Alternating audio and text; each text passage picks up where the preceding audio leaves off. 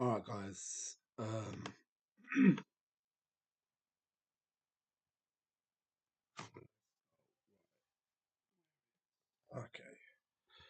Give me one sec. I'm going to look at rates of reaction to start with. Hold on. I'm just. What is going on?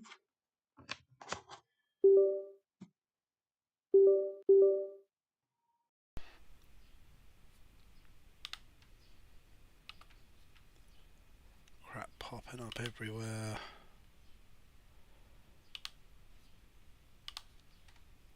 Okay.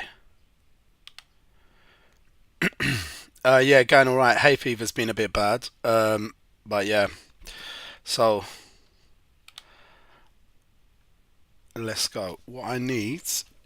Hold on. Got to get my power source. I've got to get my charger. One sec, guys. Going to go through rates of reaction first. Let me just get my charger.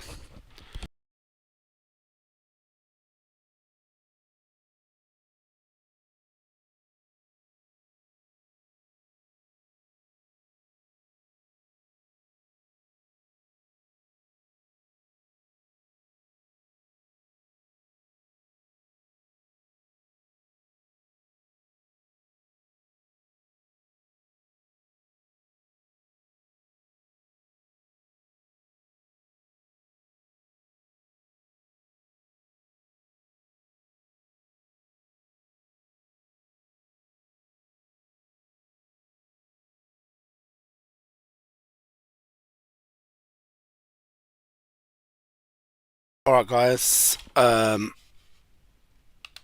it. Let's go.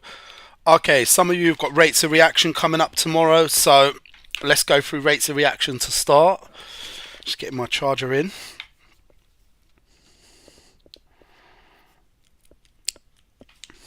So, gonna get rates of reaction out of the way.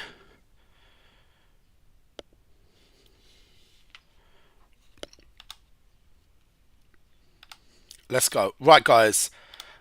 Can you tell me what are the 4 things that affect the rate of reaction? There are 4 factors that can affect the rate of reaction, and you guys need to know that.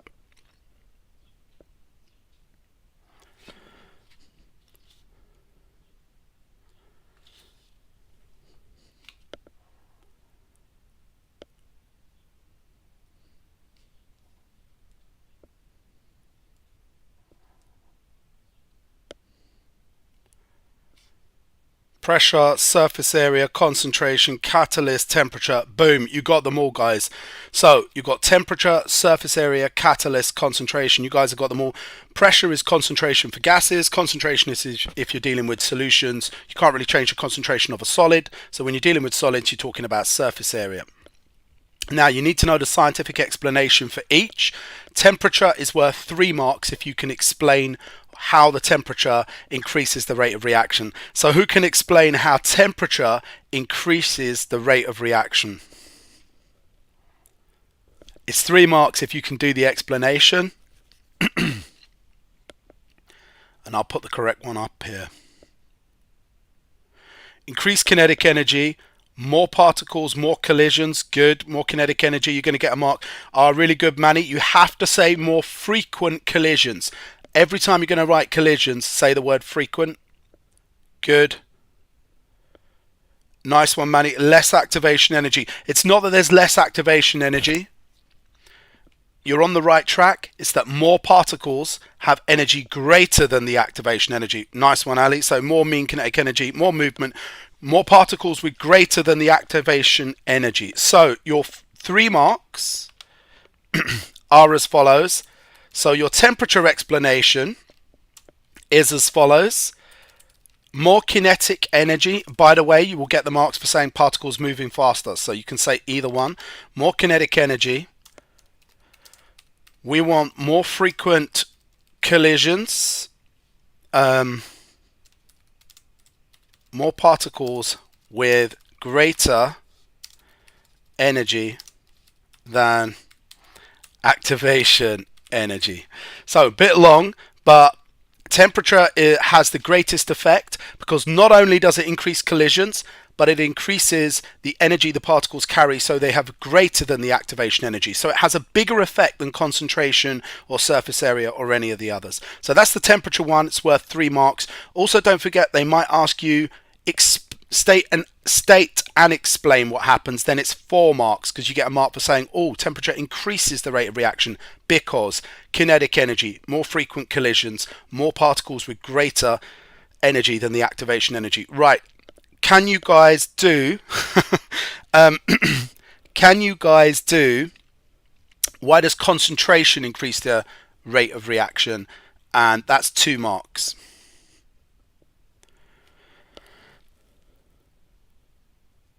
We're going to get onto Le Chatelier's principle in a minute. Hold up.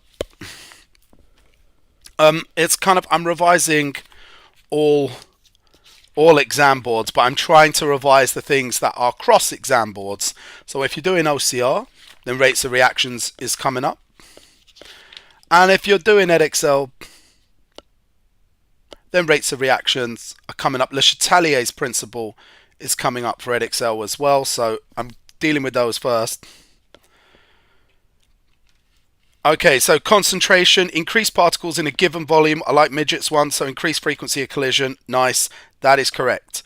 So more concentration means more particles, more frequent collisions. You've got to use the word frequent, guys. Don't forget the frequent, that's really important. It's more collisions per second.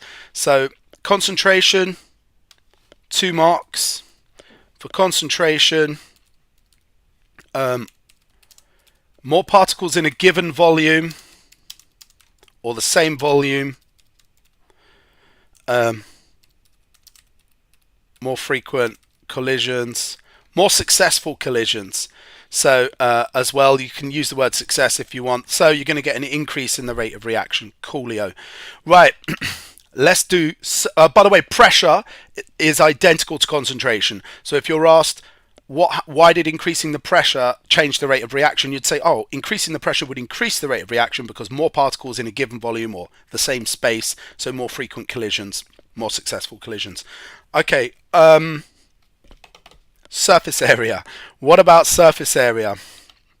Anyone know the answer to surface area?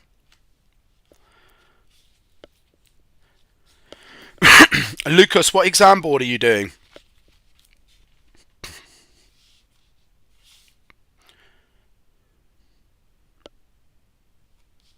Shouldn't be too many mole calculations tomorrow. Okay, newbie block, larger area with which to collide, more collisions per second. You got it. More particles exposed for collision is something people like. So more particles are exposed to collide, and that is going to increase, more frequent collisions, so a higher rate of reaction. Now, just remember, the smaller you make a solid, if you keep it the same mass, but you chop it into smaller pieces, you're making a larger surface area. Okay, cool. I'll go through life cycle assessments as well. Also, catalyst. How does catalyst increase? Guys, what's the answer for catalyst? How does a catalyst affect reaction rate? 2 marks. Just 2 marks.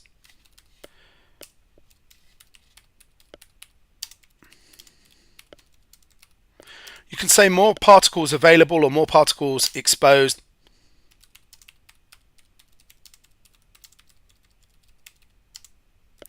Now I've written a long one, more collisions per second for surface area, but it's the same thing. Okay, decreases activation energy, like Manny's one as well. So say also provides an alternative route, or an alternative pathway. So 2 things. Catalysts lower the activation energy, which is the minimum amount of energy to break bonds, but they also provide a different route for the reaction. So remember those. Cool. Alternative route, lower energy pathway. Nice. Good. Speeds up reaction. Yeah, the catalyst does increase the rate of reaction. All 4 of these changes increase the rate of reaction. So for a catalyst, and yes, catalysts don't get used up. So economically, if you're asked about the economics of using a catalyst, you can use them again and again and again. Some of them are precious metals, so quite expensive, but the fact you can keep using them means economically they're good. Also, if you use a catalyst, you could use a lower temperature, which means you save money from heating because you're not having to heat. If you're in industry, you're not having to use such a high temperature to get a quick rate of reaction. So the catalyst can allow you to use a lower temperature. So just remember that. Right, catalysts, they speed up, or I should say increase, speed up rate because lower activation energy and provide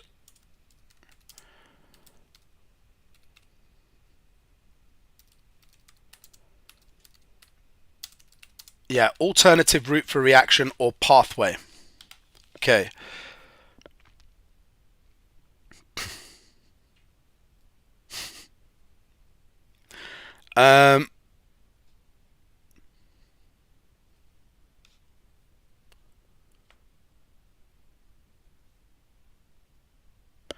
So for a faster rate of reaction, yeah, we'll have a look at that in a second. Cool. So we've gone over the four main factors.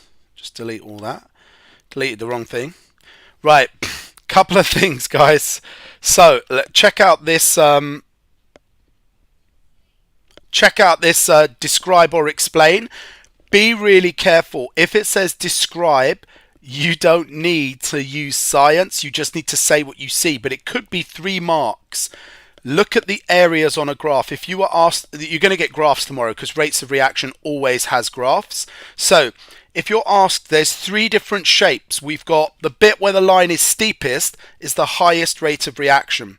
Now, the rate of reaction here, the volume of gas produced, is going down over time. The rate is slowing down. And here, the rate of reaction is at 0. The reaction has stopped. So you need to describe that with numbers. So you would say between 0 and 10 seconds, the rate of reaction is at its fastest, shown by the steep line. And then you could say between 15 and 25 seconds, the rate of reaction is decreasing. Okay? And then at 30 to 40 seconds, the reaction has finished. That's a description, so that's 3 marks for that. But if you were asked to explain, can you tell me why is the rate of reaction always fastest at the start? So for explain, why is the rate of reaction fastest at the start of the reaction? I'm kind of going through a lot of stuff, but you can ask questions. Once I've finished reaction rate, you can put up, once I've done rates of reaction, you can, Miriam's correct there in the chat. There's the most reactants at the start, so you're going to have more collisions. Why is it slowing down? We're running out of reactants. There's less reactants, less collisions, less frequent collisions. We love the word frequent. Every time you want to say collision, put the word frequent in. And then at the final bit, the reactants, one of the reactants at least, is used up because we're not getting a reaction anymore. So there's no more collisions. So explanation and description are 2 different things. Description, say what you see, but remember to comment on the 3 different parts in the shape of the graph. Now, Lucas was saying, how do I do a steeper rate of reaction? Quite simply, we're going to, if I did this at a higher temperature, this is a steeper rate of reaction, but check it. I still can only get, if I use the same amount of reactants, I can only get the same volume of gas produced. So my line meets the old line. So I've got a higher rate, but I'm not going to make more gas if I've used up all the reactants. But the steeper line, higher rate of reaction.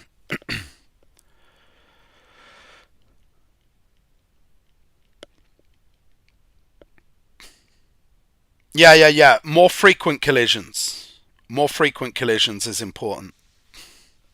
Is the main thing to say is more frequent collisions rather than just collisions.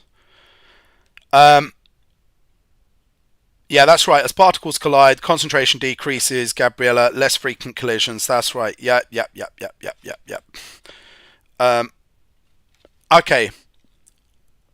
We're going to look over here at 3 different types of ways of measuring the rate of reaction that might come up. Pretty sure that a rate of reaction experiment is coming up tomorrow in some form. You'll get a graph, you'll get an experiment. Here, this is a common way. You've probably seen this from your biology days, the old gas syringe for the photosynthesis experiment. So this is a pretty good way to measure the rate of reaction. We measure the volume of gas over time. Whenever you're measuring rate, you divide it by time. So can anyone tell me what the limitations to this experiment are? What is a source of error? Yeah, I'm going to go through chemistry of the atmosphere. All right, guys, what's going to happen here?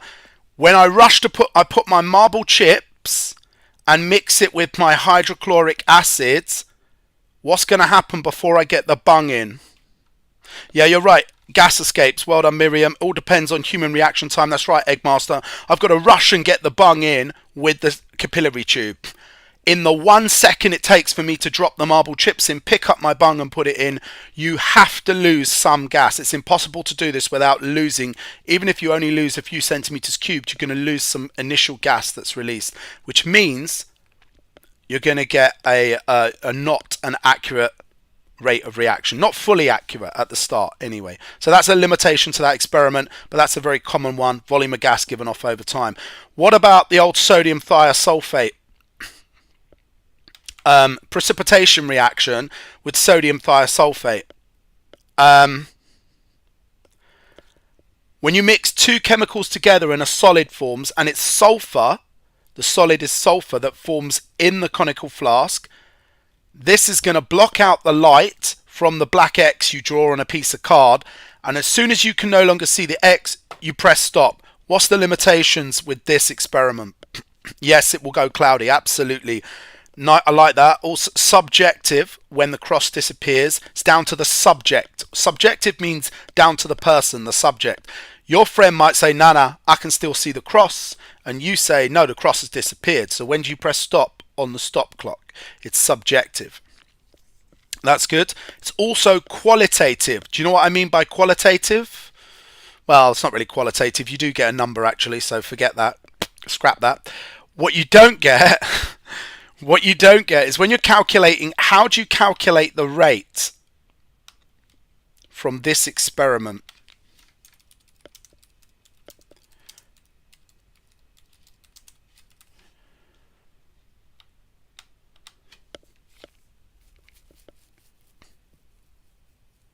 Absolutely. Yeah, it depends on your reaction time, eyesight, stopwatch. Absolutely. You guys are all cool on this. Nice. Yeah, the sulfur makes it go cloudy as the sulfur precipitates. That's right, Midget. Right, this one's really tricky. For the top one, I'm going to do, for this one, which is what's nice, I can do volume, centimeters cubed, over seconds. And there's my rate. What am I going to divide by seconds here? Yeah, Manny, you don't get a volume. You don't get a volume with this one, Manny, so you can't do volume over time for this one. So if you ever get asked to, and I don't think you'll ever be asked this, but this is just in case, you can do 1 divided by the time. When you don't have 2 units, one like a volume or a mass to divide by time, to calculate rate, you can do 1 over time. So you can do 1 divided by seconds.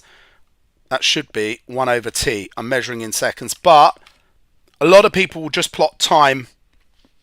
Yeah, it's a bit rubbish for that, this experiment. Now, what do I want to do? I want to... Okay, let's zing off a rate in a sec. This is the most accurate rate of reaction experiment.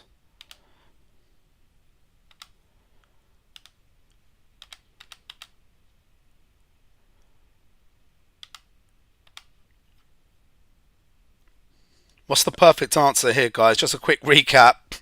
4 marks? Jeez.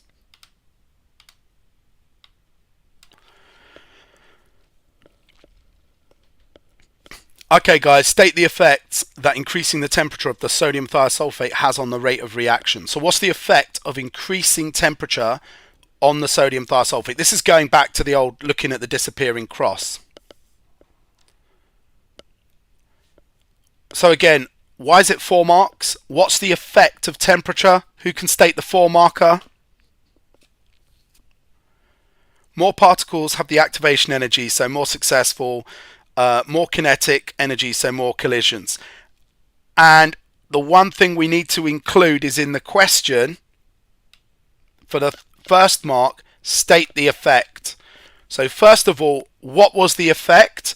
And then explain. So watch out for that. That's a little tricky one. Your explanations are all 3 marks, but the state the effect is it increases. So they're not telling you it increases. They're saying state the effect that increasing temperature has on the reaction. Okay, right guys, over here, this is the most accurate way to calculate the rate of reaction. It's measuring mass loss over time, okay? Why is this the most accurate way to calculate the rate of reaction?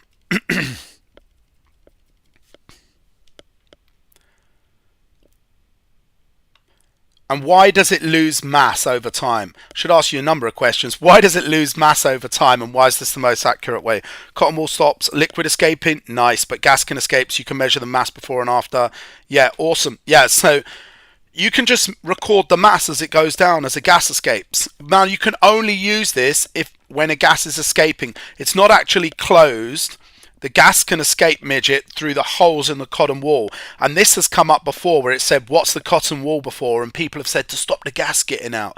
It's not to stop the gas getting out. It's to stop the acid or marble chips from spitting out of the flask and you losing mass that isn't gas, which isn't part of the reaction. So losing reactants. So watch out for that. Why is the cotton wool in the top?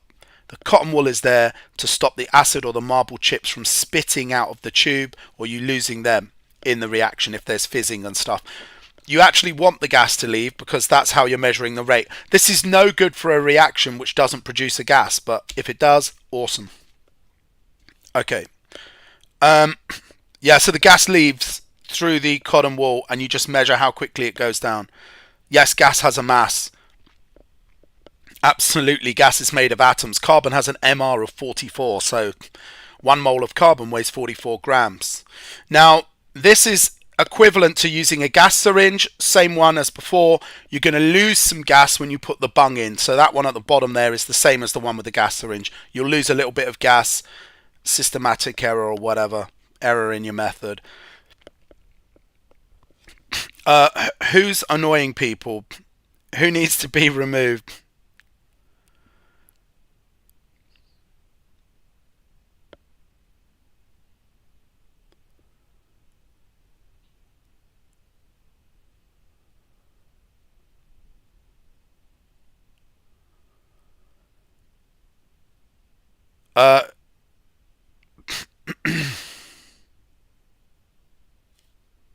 Okay, you guys might be able to yeah, if people are saying rude things, I'm gonna have to ace you out, I'm afraid.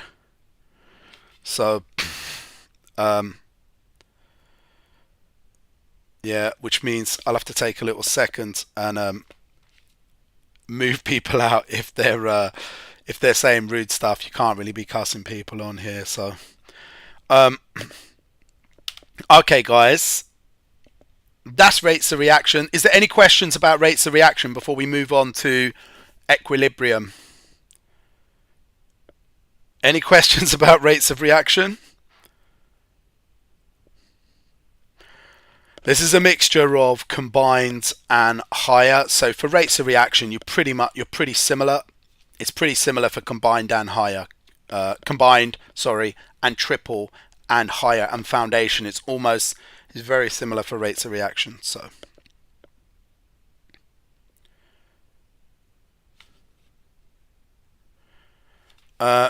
which the experiment? This one down the bottom here. Are you talking about this one? This one here is similar to this one over here. Same issues. You're measuring the volume of gas released So a gas is coming off, normally carbon dioxide from marble chips. They're a carbonate, like calcium carbonate, magnesium carbonate, whatever. They're going to release carbon dioxide in the reaction, and you can measure the volume over time and plot the results. And you'll get a similar shape to this one down here, volume of gas over time. You'll get a similar shape to this graph.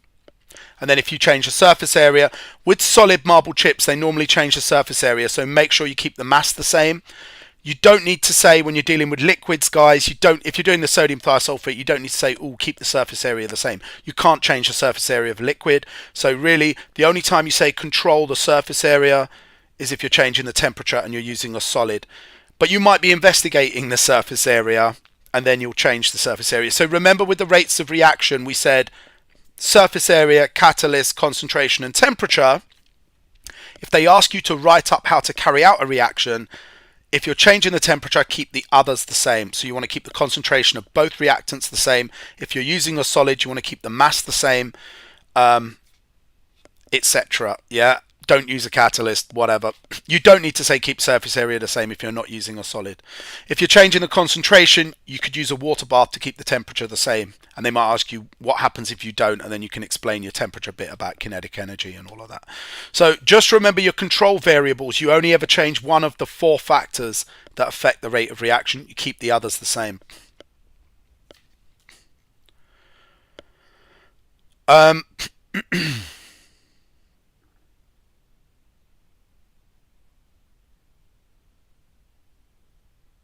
Right.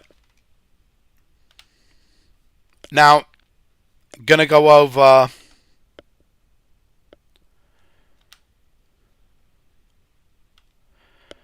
bit of Equilibria.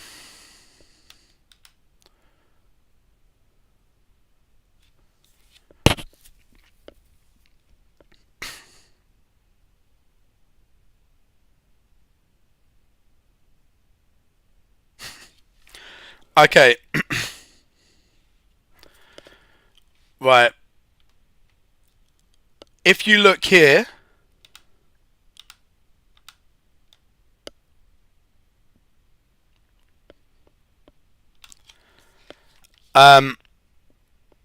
this is reversible reaction. In order for a reversible reaction to reach equilibrium, can people say what the 2 things you need? I think it's 2 things. What are the 2 conditions you need for a reversible, for any reaction to reach equilibrium? 2 things you need.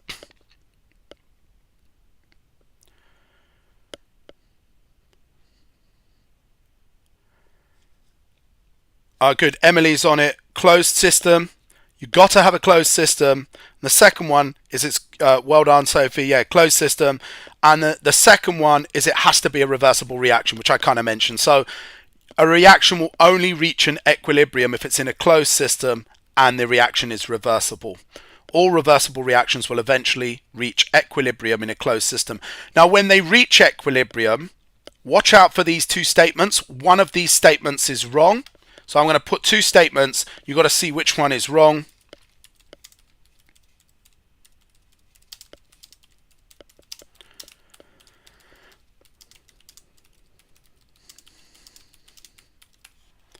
So at equilibrium, the amount of reactants and products are the same. Is that statement true? If I reach equilibrium, will the amount of product and the amount of reactant be the same?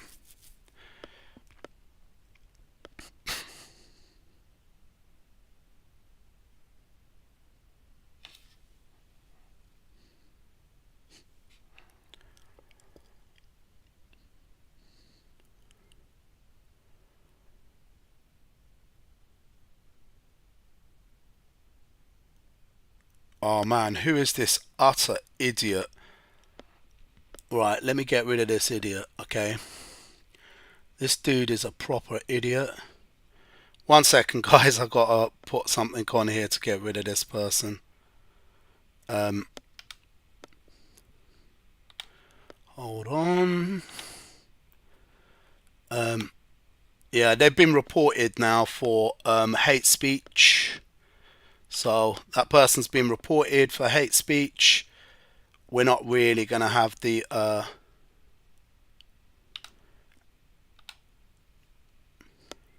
And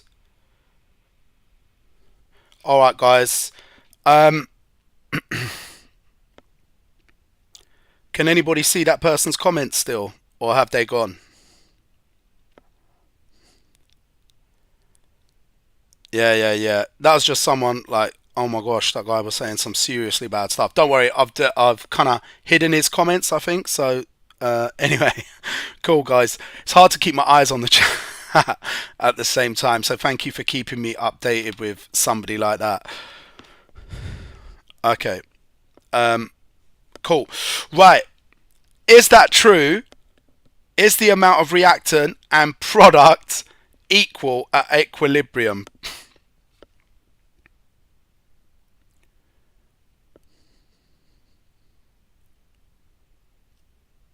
Yeah, I'm going to go through potable water. Yeah, thank you, Claire. Thank you, Midget. It's false. No, the rate is the same, not the amount. Awesome. You guys are cool. You remember it. So you don't necessarily have the same amount. It means once it reaches equilibrium, the speed of the reaction going in both directions, the rate is the same. The amount of the product and reactant isn't necessarily the same. Some reactants will be 30% products, 70% reactants, and then that's equal. It never changes. They're still going in both ways. It's dynamic, but the amounts don't change. Others will be 60-40, 80-20, 10-90. But when they reach equilibrium, the amounts don't change, but they're not the same. So you can say at equilibrium, the amounts don't change of product and reactant, but you can't say they're the same. So this is a big fat false. Okay. Now I'm just going to take my face off. So, well, not literally, but yeah, so that you guys can see this. Okay. This works for Edexcel and OCR and AQA. Okay. Reaction rates is coming up. Yes, it works for all of them. It works for all of them. So what happens to the yield here for this reaction if I increase the temperature? Now I need to tell you that this one is exo. If this side is exothermic, that tells me that this side, and I think of this side as cold, is endo. Okay. Wherever you have an exothermic side, and 90% of reactions in real life are exothermic, so exothermic that side, endothermic on the reactant side. What happens when I increase? What happens to the yield and why? And yield means product, basically. Well, sort of. Percentage of the product that gets made.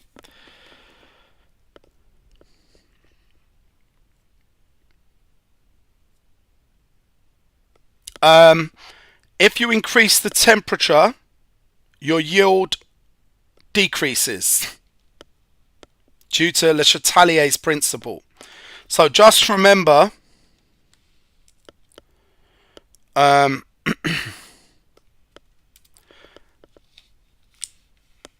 so just remember, the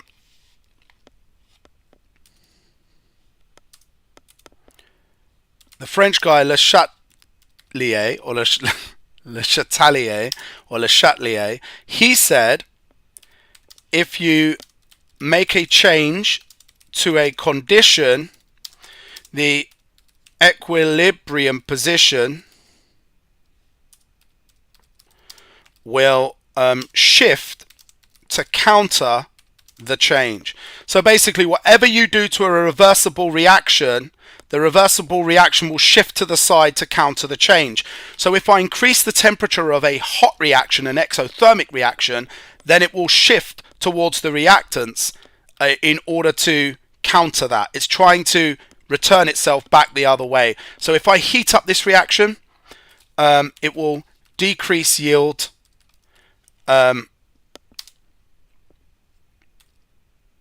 shift to, you can say, endothermic side to counter change.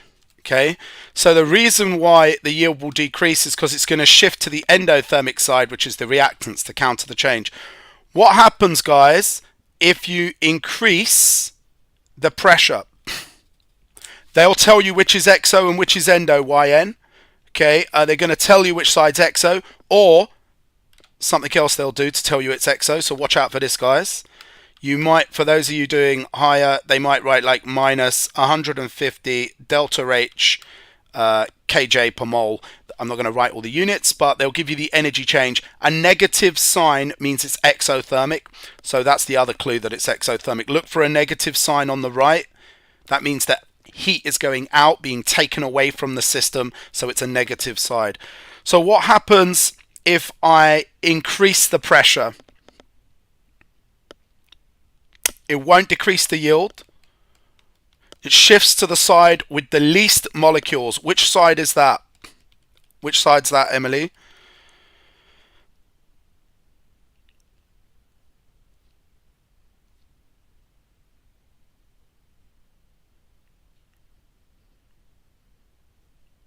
By the way, is there someone... oh, yeah.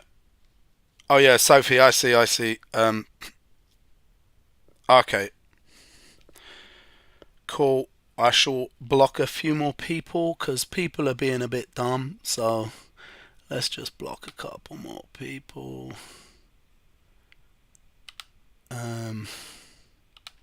Okay.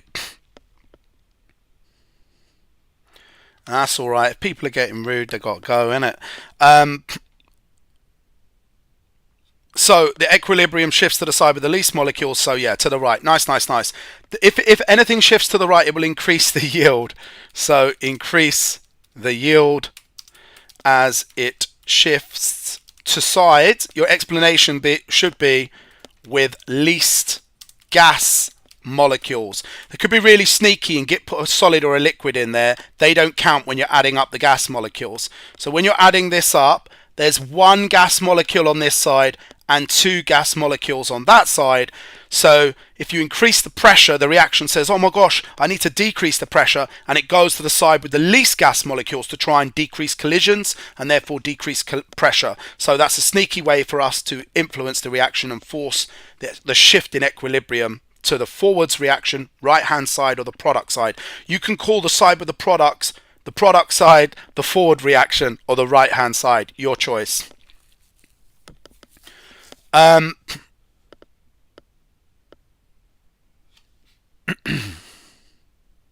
Yeah, so I'll do it over here with this one, guys. If you check this one out, got another reaction going on here. What happens if I increase the pressure now, guys? Yield is always product, so that's a really good question. Yield is always the product side. They might not use the word yield, but I'm just preparing you. They may say product. What happens to the amount of product? Okay, if I increase the pressure over here, or they may say which side does the equilibrium shift, which would be even nicer. How many gas molecules on the left and the right, guys? Favors the right side, fewer molecules. Well done. No, it will increase the yield, Yoshi. The reason, look here, 2 molecules, and then on this side 3 molecules. So if I increase the pressure, making more collisions, what's going to happen is the reaction will try and counter that by shifting to the right hand side where there's less molecules to bring the pressure back down. The reaction is reacting to your change and trying to counter it, trying to oppose your change. So actually we're going to decrease yields, but they might not use yield, the word yield. So this will decrease the yield, or we can say shift equilibrium to the right. And again, I want to explain that and say as it's the side with the least gas molecules. Okay, so it's going to shift to the right as it's the side with least gas molecules. If I was to increase the pressure, it would do the opposite.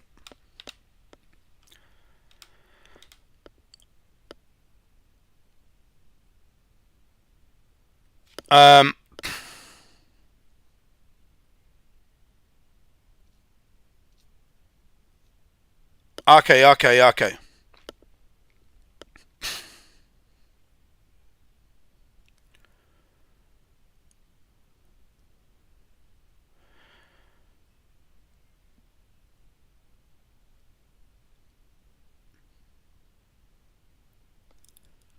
What happens in the next question? What happens to the rate of reaction if I increase the temperature?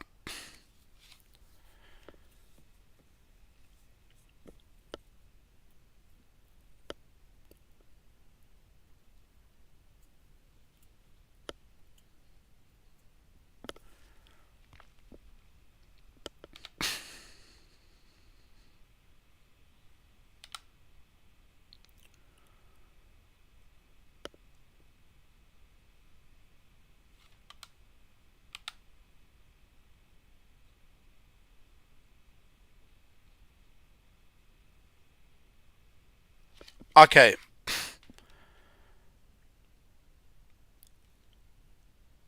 Actually, Based has got this right. This was a trick, not a trick question, but this is something they will do in the exam. Please, please, please watch out for this. 1 minute they're talking about reversible reactions and equilibrium. You see I circled the reversible reactions? Watch out for this. 1 minute they're talking about Le Chatelier's. They're talking about which way does it shift? What's the equilibrium? And look, the sneaky examiners will fire in a reaction rate question. What happens to the rate of reaction?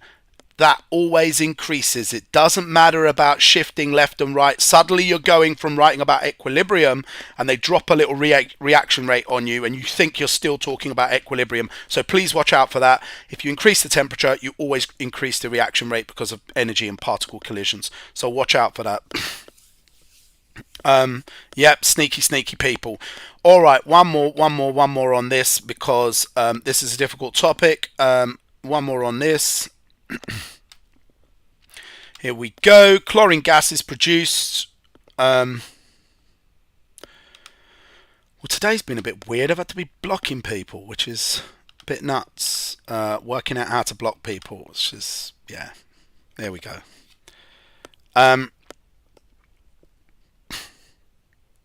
Potassium dichromate is an oxidizing agent, Furious Peas. You just need to know potassium dichromate is an oxidizing agent and it turns alcohols into carboxylic acids. That is organic chemistry triple, people. Okay, so potassium dichromate adds oxygen to alcohols and makes them into carboxylic acid. So if you have ethanol, it will go to ethanoic acid.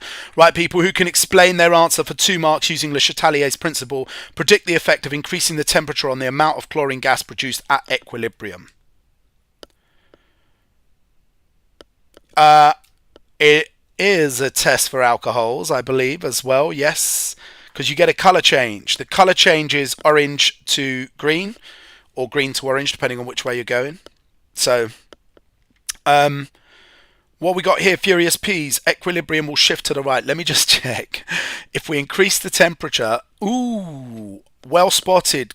Furious Peas, can you tell me why it will shift to the right? You're absolutely right. How do we know it will shift to the right? Midget, does it favor, whilst it says favors a side, what does it actually mean? Does it mean more of this side produced? Yeah, so favoring a side, it means although the rate will change, the equilibrium will change, they'll eventually become the same again, but it will favor one side more than the other. So say it started off as 30% product, 70 there. If we can affect the equilibrium and change the position, then we can make it maybe better for our company so we make more money.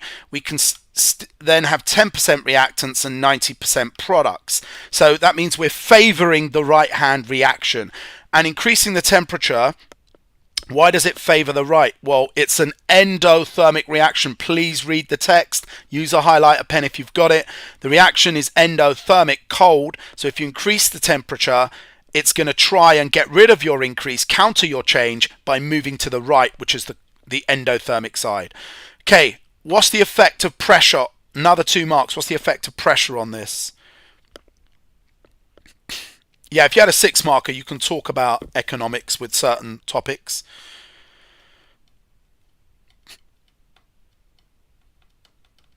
Well done, Claire. No effect on pressure. Can anyone explain why there's no effect on pressure? Well done. Yes, that's a good answer. The number of molecules are the same on both sides. Increasing the pressure will have no effect. Nice. Yeah, no effect because there's the same amount of gas molecules on both sides. Well done, guys. Sorry, I'm looking to the side. I'm just reading your comments, trying to make sure Everyone's all being nice now. That's good. No more disgusting stuff. All right. Awesome. Does everybody know what the effect? Watch out for this. These two questions are different and have different answers. So just watch out for these two questions. What is the effect of a catalyst on the rate of this reaction? So 10 points for someone who can answer that. And then, what is the effect of a catalyst on the equilibrium position? Great, nice, actually based. No, the the catalyst increases the rate of reaction, but what does it do to the equilibrium position? Yes, lowers the activation energy, provides alternative pathway. Boom. Right.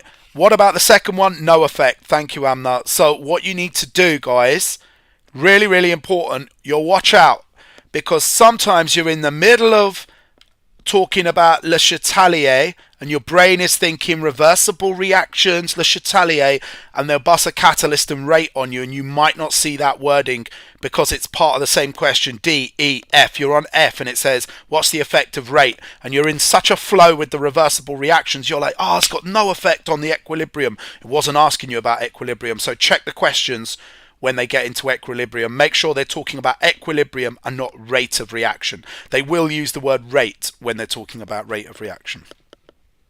No,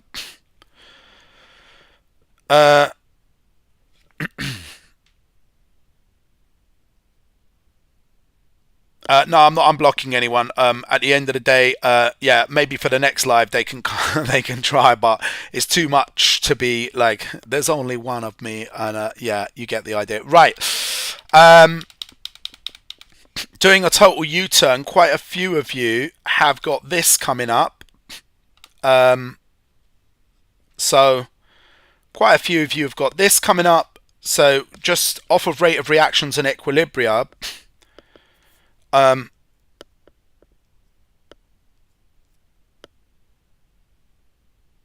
Oh, fractional distillation. Yeah.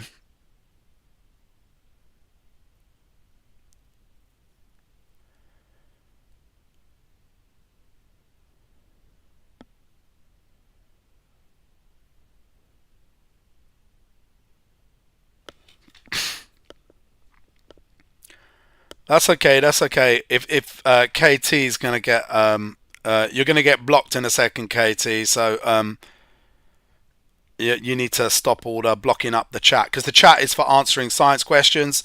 The chat's not for all of that stuff. So if we get into this, guys, don't worry. You're always gonna get silly people. That's cool. We can just, you know, it's nothing that can't be sorted. Right. Potable water.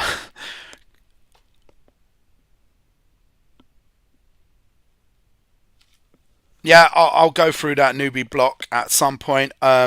This one is not sewage treatment. Oh, that's a really good point. This isn't sewage treatment.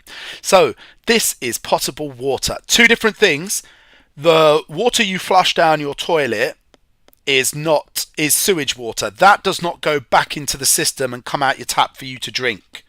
So drinking water does not come from your sewage, the toilet water. That water is wastewater. Water from washing your hands, brushing your teeth, flushing your toilet. That is wastewater. That will go to a sewage treatment plant, and eventually, once it's been treated to make safe, it will be dumped back into rivers and oceans and can go back into the cycle to make potable water. First of all, let's talk about potable water. Potable water is water that is safe to drink. Thank you, Emily. Thank you, Furious Peas. You do need to filter it and sterilize it. How am I filtering it here? So if you check out the water here,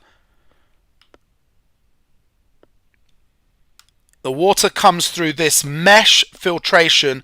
Good wire mesh. It's both triple, it's both and combined. And then gravel and sand to remove even smaller bits.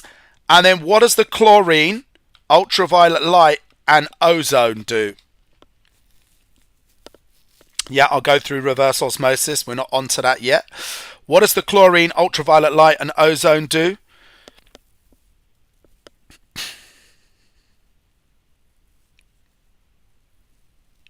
Sterilizes it. That's absolutely right. It kills the microbes, actually. Well done, guys. Yeah, it sterilizes it by killing the microbes. Brilliant. Or pathogens. Now you don't have to know all three really. You can just say use ozone, use chlorine, or use ultraviolet light to kill the microbes. Microbes are bacteria, fungi, viruses, protists, all of that. One other thing, do you know what is an aquifer? Do you guys know what an aquifer is?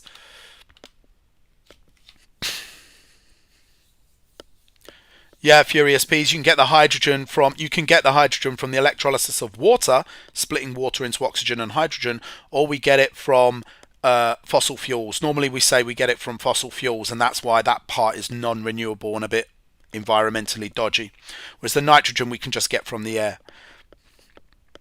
Thanks, Zainab. It is water stored underground when it rains. So when it rains, two types of water: surface water, which gathers in lakes, rivers and reservoirs, nice and easy for us to access, but then there are little mini lakes underground trapped by impermeable rock. Do you know what impermeable means? It means the water can't get through. It's got no holes, so the water gets trapped there, and you can drill and get a well and bring the water up. You can pump the water up and use that.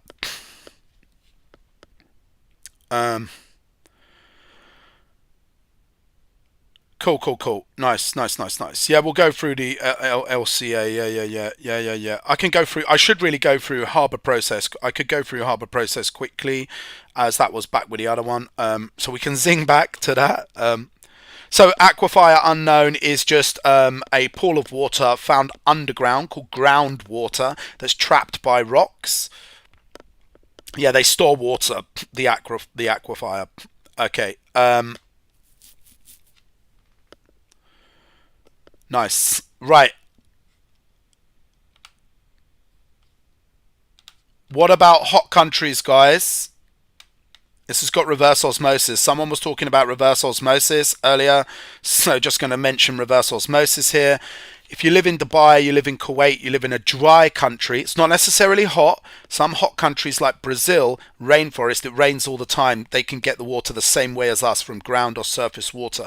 But if you live in Dubai, Singapore actually doesn't have enough water to hydrate its population. So how do they get their water? Desalination or reverse osmosis? Nice one. Desalination is basically distillation. So, guys, we're talking about heating, using heat, making water evaporate. These are the two keywords. There is a core practical on this if you're doing AQA. Core practical on how to do this.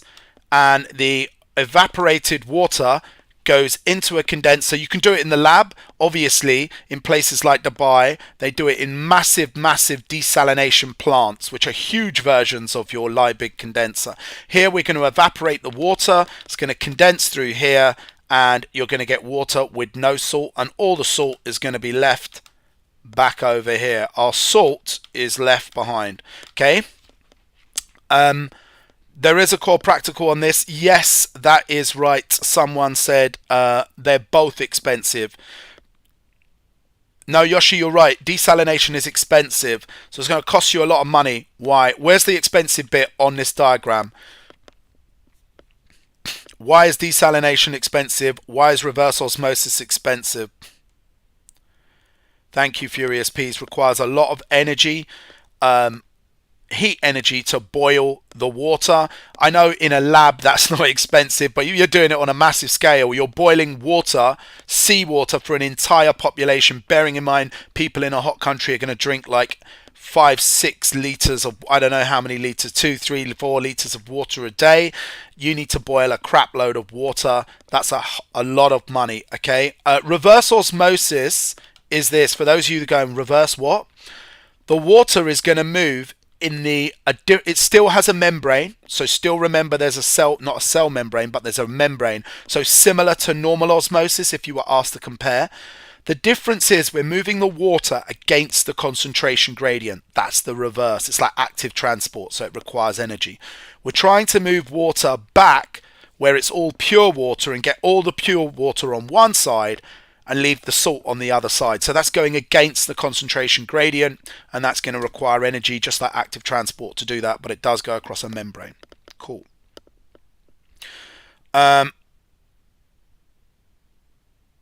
Yeah, ethene and steam, and you can do fermentation. That's right. So, all right. Haber process is triple. So Kaz T, Haber process is triple, but Equilibria is not triple. Haber process, you just need to know the actual conditions are 450 degrees. So if you were studying the Haber process, and I cleared this, a couple of people have mentioned Haber process, so I'll just very quickly zing the Haber process. What am I doing? Here we go. Let's just quickly smash out the Haber process. This Haber process, by the way, is also kind of relevant if you're doing combined. They might not ask you the specifics. They could give you the information in the question. So it's 1 molecule of nitrogen with 3 molecules of hydrogen forms 2 ammonia. Let me move my face out of the way of that. That's the Haber process. Now, the Haber process, we need an ion catalyst. Who knows the temperature and the atmospheres? What's the temperature and pressure for the Haber?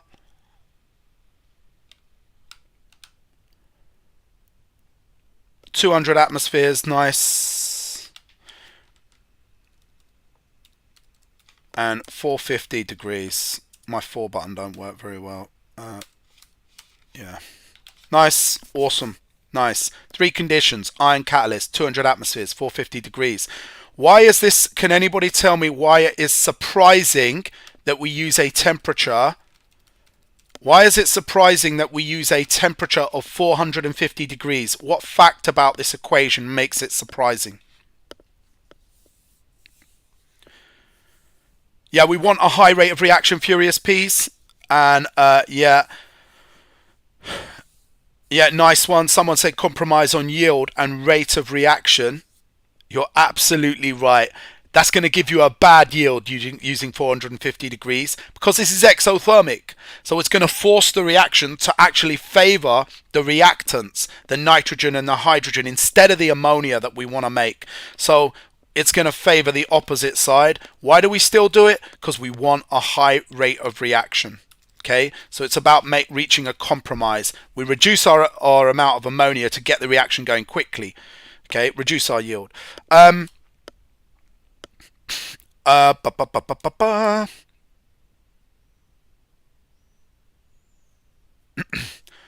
200 atmospheres is great, but is expensive, Furious Peas. But I could ask you, why not use 400 atmospheres? Why would we not use 400 atmospheres? Yeah, I'm going to hit waste treatment in a second, Sophie. I just jumped onto the Haber process, so I'll get back to waste treatment. Yeah, it's too expensive. Why is it expensive? Why is a high pressure expensive?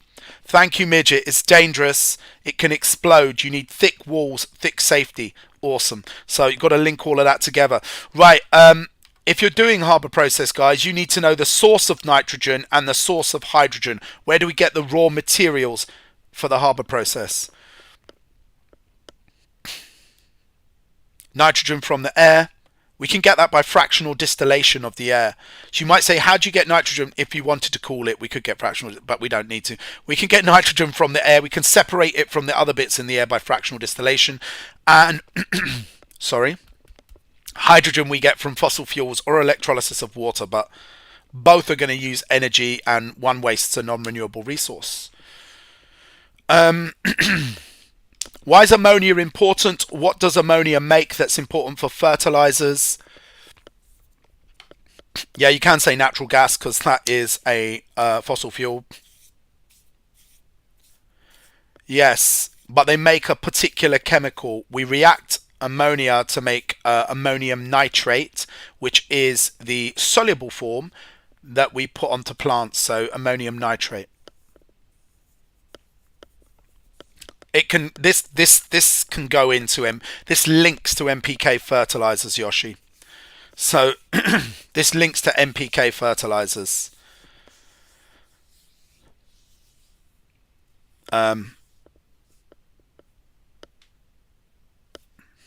You don't need to know. Yeah, Furious Peas, you do need to know about the superphosphates. I don't want to cover that stuff quite yet because that's only applying to a few people that are on here. So I want to cover the stuff that applies to everyone a bit more and then go to that stuff after. So I was on potable water. So for those of you that missed the making potable water, you can flick back on the live.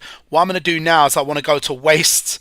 I want to get into wastewater. But before I do that, just a couple of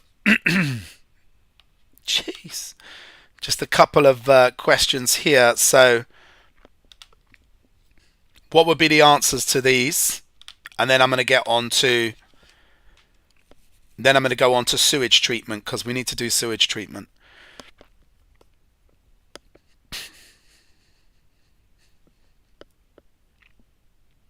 Yeah, NPK stands for nitrogen, phosphorus and potassium. That's right.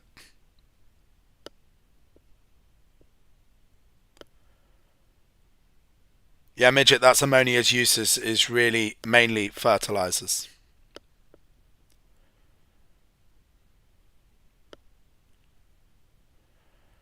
Okay. Cool. Will do, guys. Will do. I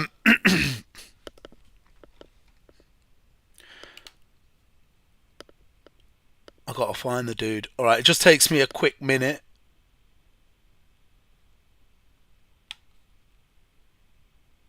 Yep, got it. Now I don't know.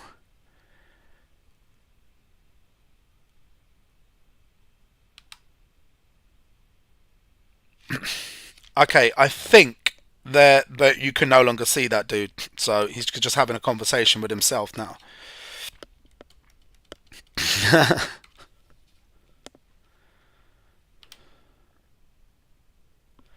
Yeah, so why does drinking water from seawater using distillation cost a lot of money?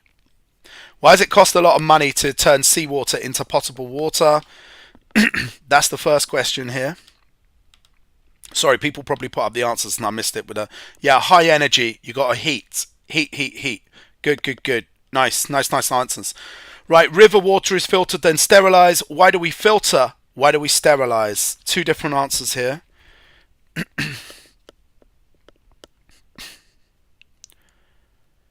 Nice, Furious Peas. Filtering removes sticks, leaves, debris. Sterilizing kills the bacteria. Lovely jubbly. You guys are on it. Awesome. Good. But you specifically need to say filtering is to remove solids like sticks, leaves, and small solid bits. And sterilizing is killing bacteria, pathogens, microbes, germs, whatever you want to say there. Right, let me get on to waste treatment quickly, then we can get off of all of that. Actually, before we get off of that, you need to know this. All right. Those of you doing AQA, you need to know this. Okay. You may be asked, when you do distillation of seawater, how can you tell it's safe to drink? What do these pictures tell us we need to do? How can we prove beforehand and afterwards that we've removed the salt using these pictures? OCR. Potable water is in OCRYN. Yeah. Right, Claire, what should the pH be? You're right, you've got to test the pH. What should the pH be? If I want to test my water before I drink it, what should the pH be, guys? pH 7, thanks, Danny. Or Danix. Yeah. Amna and Kaz. Yep, everyone. pH 7. Right. Now. Oh, right. Ewan Smith's got to go because he's got an issue with the size of his genitals, so we've got to get rid of him. So, okay, you're going to get strange people like that. Okay. So, okay, pH 7. Thank you, guys. Now, if it's not pH 7, what are we going to do? If it's pH 8, what's this dude in the picture doing? What's the person in the picture doing? Adding water will not do anything. It will just dilute it. Titration, thank you. You just need to say titration, add alkali or add acid to bring it back to pH 7. Okay? Yes, you can add acid if it's too alkali. Add titration, Furious Peas, is in paper 2 just minutely to do with this, which is that to bring back the pH, you carry out a titration. However, another point you need to know, hasn't really come up before. Why should we not use an indicator? If we're going to drink the seawater, why would we not add our methyl orange, our phenolphthalein or universal indicator for our titration? Why should we use a probe? A pH probe.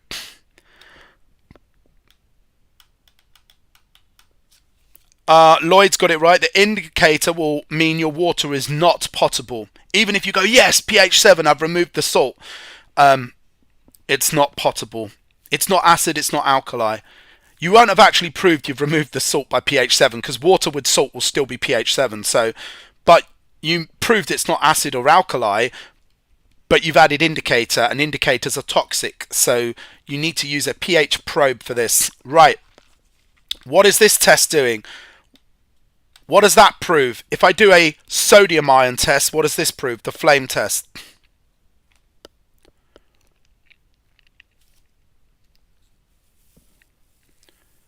Yeah, it's a flame test, but why do we particularly... Yes, midget. It proves there's salt in the seawater at the start.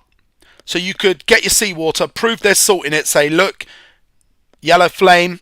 And then afterwards you could go, look, no yellow flame. I've removed all the sodium. So this is to show that you successfully have removed the sodium from distillation. This is a core practical in AQA to do with potable water, okay? It hasn't really come up before on this level at all, so you never know. Also, salt is sodium chloride. So salt is made up of sodium ions when it's in solution and chloride ions when it's AQ. So when it's in seawater, sodium and chloride. So I can also do the halide test by adding silver nitrate and nitric acid, and if I get a white precipitate, I haven't removed all the salt because I've still got chloride ions. So the purpose of this is to prove beforehand there's salt there by doing the flame test, the chloride test, getting the white precipitate, then boil the water off, condense it with my Liebig condenser, evaporate, condense, and then retest with a flame test, retest with the silver nitrate and nitric acid and the pH probe, and prove that we're all good. All right.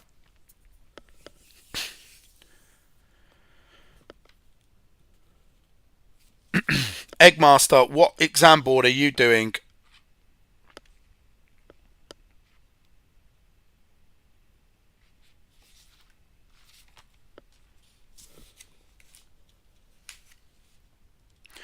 Yeah, so hold on, peeps. I will tell you, he's flicking. Keeping my eyes on everything. So it depends which exam board you're on. Potable water's in OCR and is in AQA, and this particular practical got my combined. I'll just tell you whether it's only triple or it's combined. Hasn't actually come up before, so might not come up, so do bear that in mind. Hasn't really come up like this, so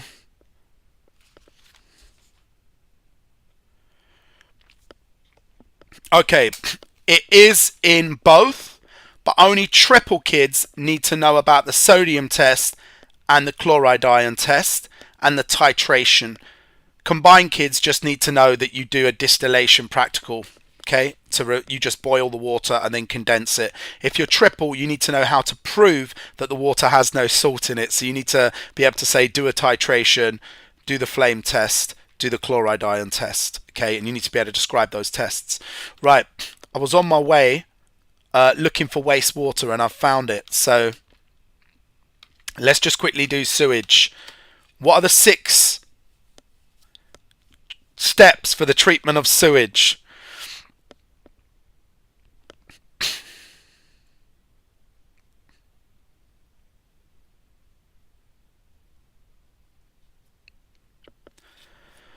Claire's on it.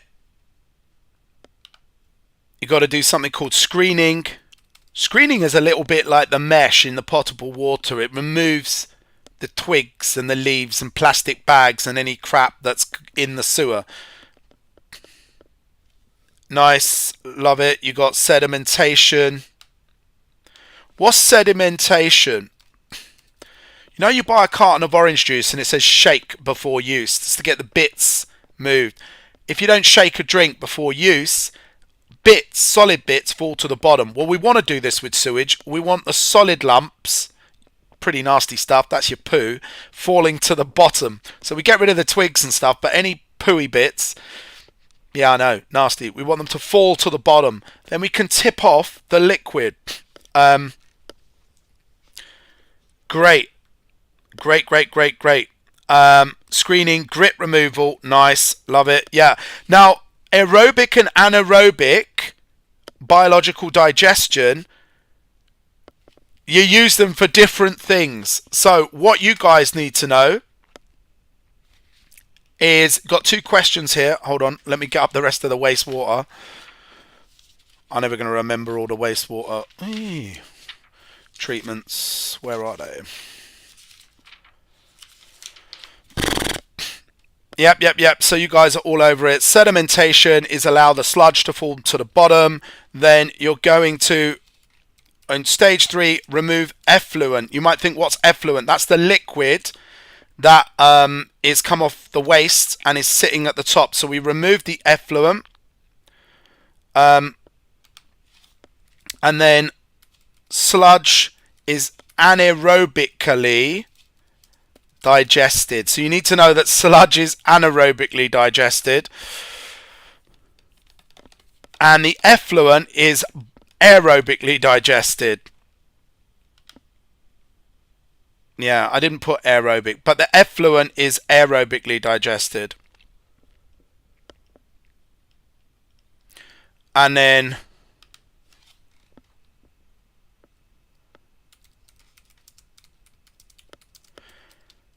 you can use the sludge as fertilizer, so you can throw the leftover poo and stuff onto plants. Nice, to help them grow. Nice for the plants. And then the final one is remove toxic chemicals. Okay.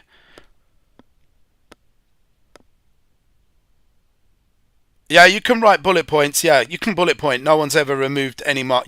In science, bullet points are completely allowed, by the way.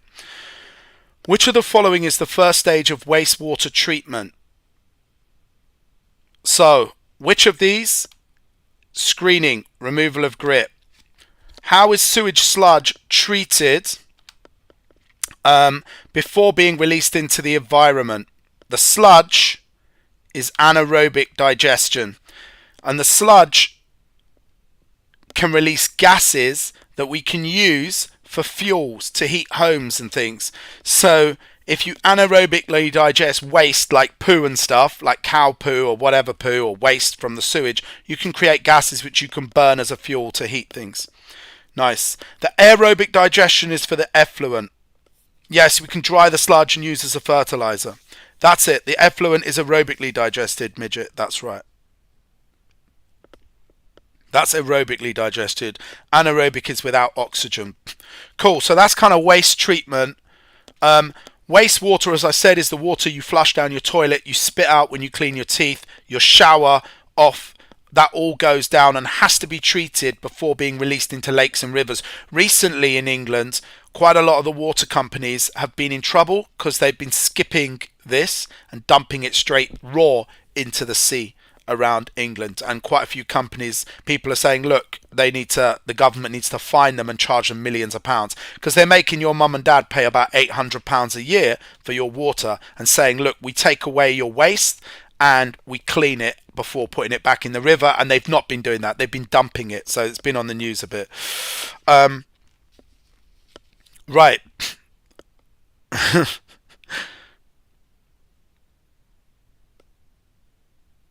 Furious Peas, that's bitumen. Okay, that comes out the bottom, that fraction. Right. Yeah, any of these could be a 6 marker. Yeah, technically, do we have infinite water? Yeah, actually, base, but it all depends on. We kind of do.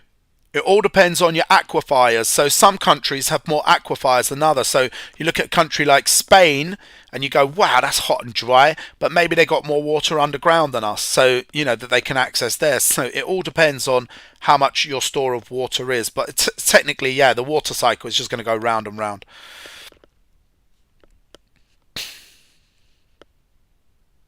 You don't need to learn the boiling points of the hydrocarbon fractions. You just need to know the bigger the hydrocarbon, the higher the boiling point. Do people want me to run through fractional distillation? I've got evolution of the atmosphere. Do people want to go through fractional distillation? What do people want to go through? I'll go through fractional distillation. A few people have said it. Alright, let's go through fractional distillation. And more evolutions of the atmosphere. Both. Lightning quick fractional. Very quick fractional then. Oh my god. Worst fractional distillation in the world. Starting from the bottom, do people know? People know the 6 things that are coming off that you need to know. Crude oil goes in. What are the 6 things from bottom up? Who can tell me the 6 things? Bitumen. Heavy fuel. We got diesel. Yeah. Nice. You guys are on fire. Bitumen. Heavy fuel. Heavy fuel is in lorries. That's not how you spell it, unless you want to go heavy fuel. Diesel is next. Again. Kerosene. Don't forget kerosene. It's for lamps and for aeroplanes. And then petrol. And then natural gas, refinery gas, or depending on what exam board you do, LPG, liquid petroleum gas, gas, basically. Cool.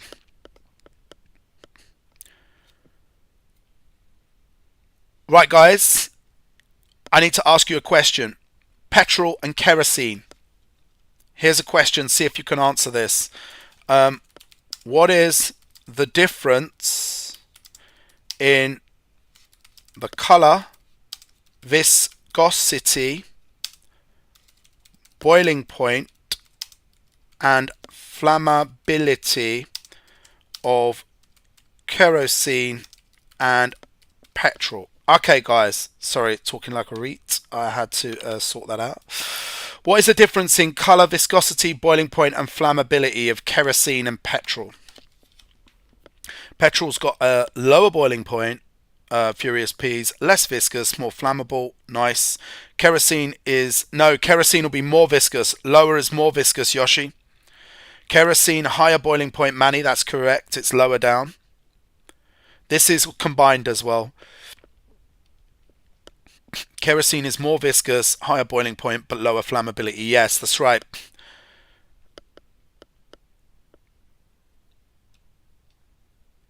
Yep. Oh, sorry. Jeez, that was bad. Thank you for someone telling me. Alright, so you do need to know the difference in viscosity. As you go up, they get lighter. I didn't mention the colour. No one's mentioned the colour. Yeah, but lighter in colour. That's right, Furious Peas. Well done. Yeah, lighter. Lighter in colour, YN. Yeah, easier to light, more flammable, runny, less viscous. Brilliant. Yeah, lower boiling point. Absolutely. Yeah. Cool. You guys all over that. Right.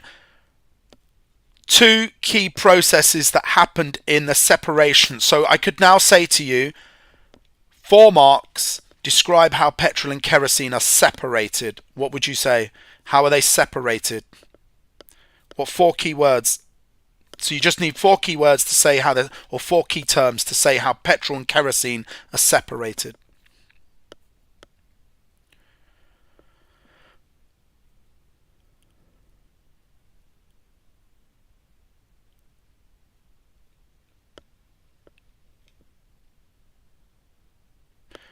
Reload.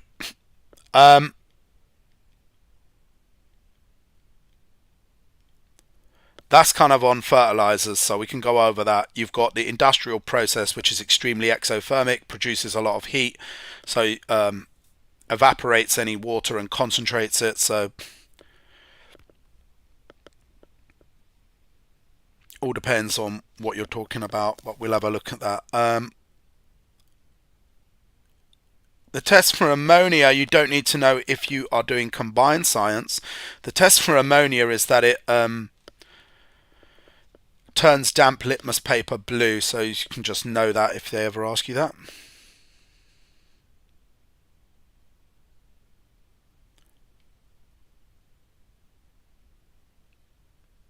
Thank you. SH come up with the best answer. Temperature gradient. You evaporate crude oil. So basically, if you want to separate anything in crude oil and you're asked about separating any of them or all of them, you say evaporate, vaporize the crude oil, 1 mark. Fractions rise up the tower. There's a temperature gradient, hotter at the bottom, colder at the top, 2 marks.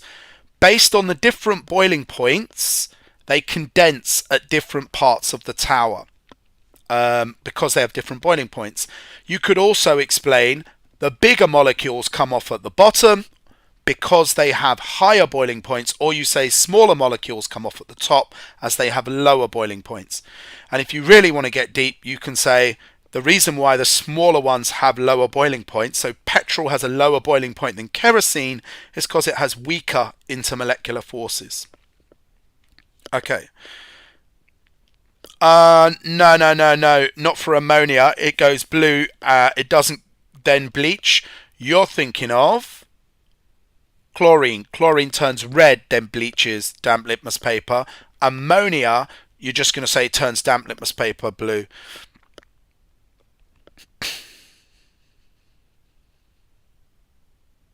Yeah. I'll do a live for physics as well. Yeah. That's right. So if you got to say damp. No, Miriam, you don't really need to. Miriam's asked a question about LCAs. I did say I was going to do. I'll do evolution of the atmosphere, and then I'll do LCAs. Okay, life cycle assessments. Here's a 6 marker. All right, guys. Can you explain why nitrogen? If you're doing triple, you'll need to explain why nitrogen's gone down. Just what, and nitrogen hasn't gone down, so that would mess you up. But you need to explain why the percentage of nitrogen, oxygen, and carbon dioxide may have changed in our atmosphere. So what you need to know, and this is AQA combined right now, this question that I'm on works for AQA combined people, anyone doing evolution of the atmosphere. First of all, the Earth was covered in volcanoes. By the way, you may be asked the question of why do we not know if any of this is true? Why don't we know if any of this theory of the evolution of the atmosphere is true? This is an exam. If this could be in your exam board, or it might not be in your exam board. So you just got to chemistry of the atmosphere is in AQA. Chemistry of the atmosphere, I have to check the exam boards, is in OCR. And I don't know where my Excel book is, but yeah.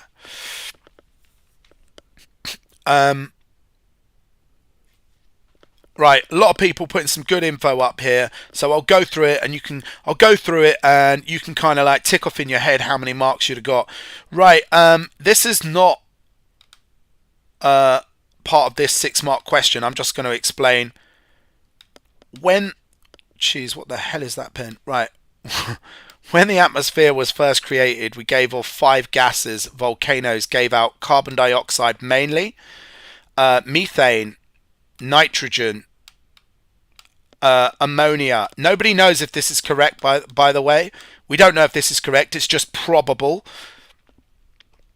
I'm missing one of the gases. What's the fourth gas that was given out? Anybody know what fifth gas was given out? It's water vapor.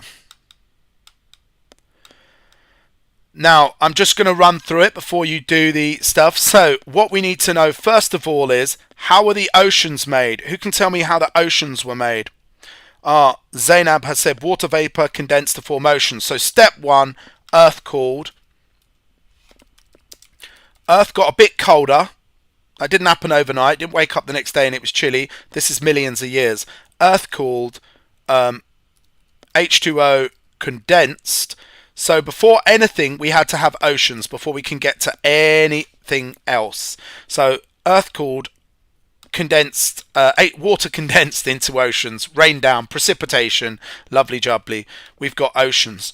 Then carbon dioxide dissolves in oceans. So the next step is that carbon dioxide dissolves in the ocean. So we've removed water. We're now removing the carbon dioxide. What happens to the carbon dioxide in the oceans? There's 4 marks here. Carbon dioxide became cliffs, like limestone cliffs of Dover. Carbon dioxide became sediment and eventually sedimentary rock, which is those cliffs of Dover.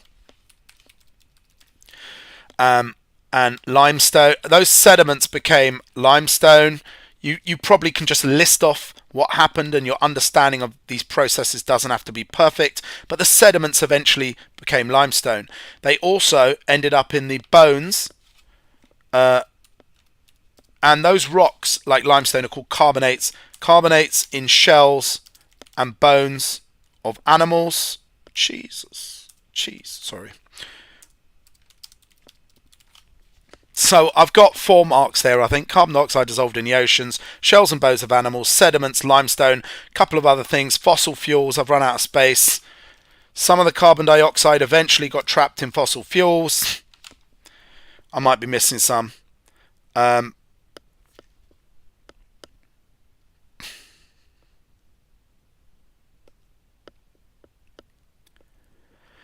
Beautiful. Yeah, it's all locked up. So limestone, the bones of animals, the shells of animals, the sedimentary rock, that is a lockup of carbon dioxide. There's still a lot of carbon dioxide dissolved in the oceans as well. So if I approach this 6 marker, I'm going to get 4 or 5 marks just talking about carbon dioxide, but I probably need to mention nitrogen and oxygen. And how did oxygen come in? Somebody earlier put up some funky thing about oxygen, and they were absolutely right. We got algae. Who told me when the algae formed? The algae formed first. I've run out of space, but you need to know algae formed 2.7 billion years ago. Now that's a long time ago. You actually need to know the timeline on that, guys. So you need to know algae formed 2.7 billion years ago. Plants 1.7.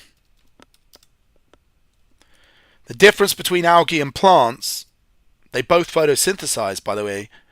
Green plants and algae both absorb sunlight and produce oxygen. The difference is algae are single-celled organisms, so they're not counted as plants. They're more in the fungi or protist area of the kingdoms. But plants 1.7 billion years ago, and these guys produced oxygen.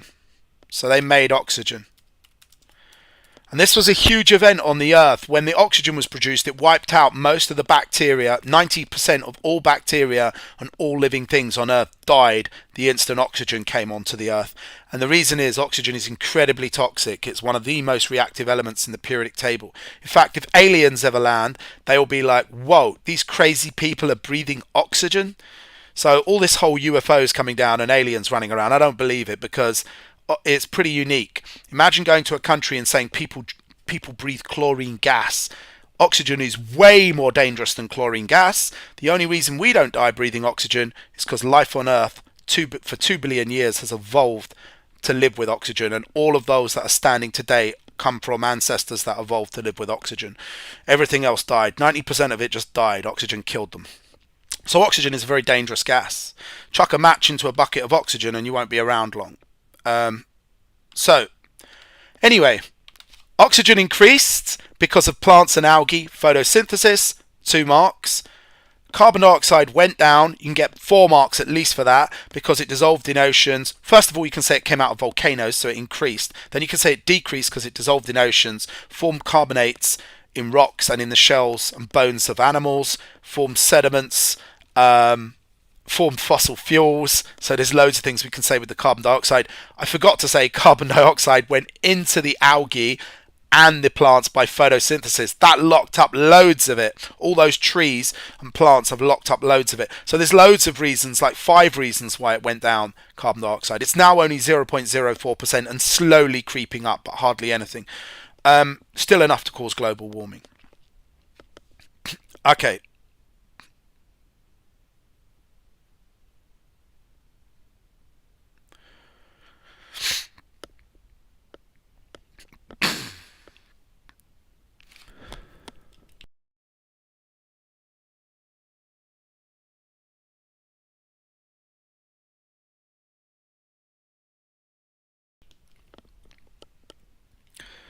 Yeah, DNA, Furious P's DNA has 4 different monomers, 4 nucleotides. They're all nucleotides, but there's a slight difference. There's 4 different bases attached.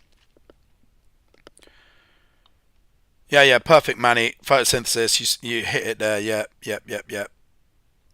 Awesome. I like that question. Izzadeen 21. How did the levels of nitrogen change? This is really a triple thing. So this question may have been a triple question, although combined scientists need to be able to explain the oxygen and carbon dioxide changes. Nitrogen forms part of the nitrogen cycle. So we can say denitrifying bacteria, that dreaded biology, you can bring some biology in your nitrogen cycle. Denitrifying bacteria release nitrogen into the atmosphere, or you can say nitrogen, you can just explain some parts of the nitrogen cycle.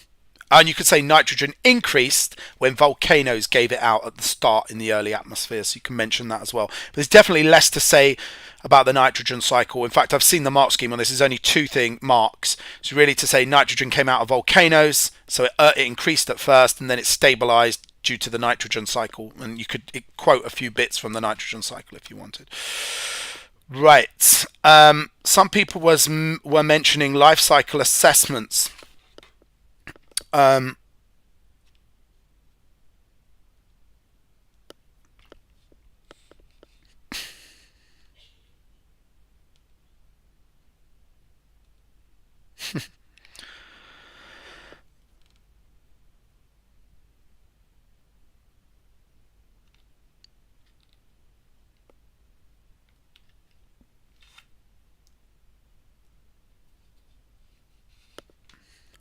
Yeah. It is almost bedtime. Right. I'm trying to go over things that are more applicable to everyone.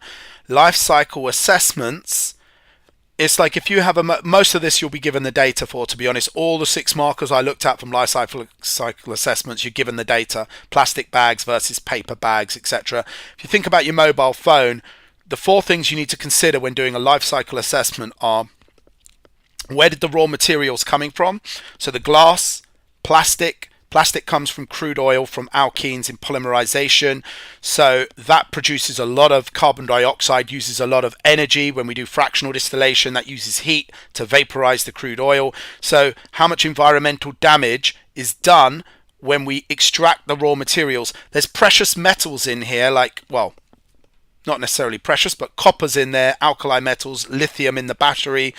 These metals are extracted from rocks by mining, which destroys habitats, releases carbon dioxide, some toxic substances in here as well. So that's all getting the raw materials. We've then got to make it in a factory. What do factories do? They use electricity and heat to solder it, melt it, put it all together, fix it, design it. That is all going to release more carbon dioxide to cause global warming. Then when you use this every day, what do you have to do with your mobile? You've got to charge it on a charger, and using it is probably the least damaging bit of the mobile phone when you use it.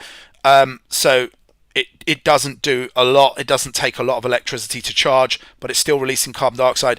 Now, when you chuck your old phone, what about disposal? It's got toxic chemicals in there that have to be disposed in a special place.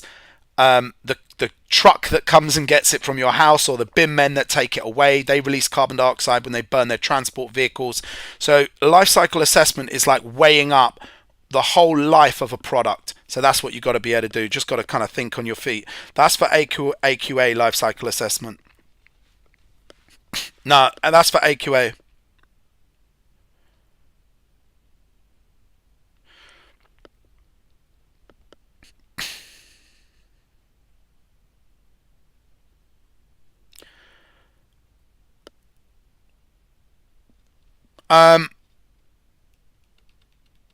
Do you want to go through phytomining and bioleaching? Did someone say they want to go through that?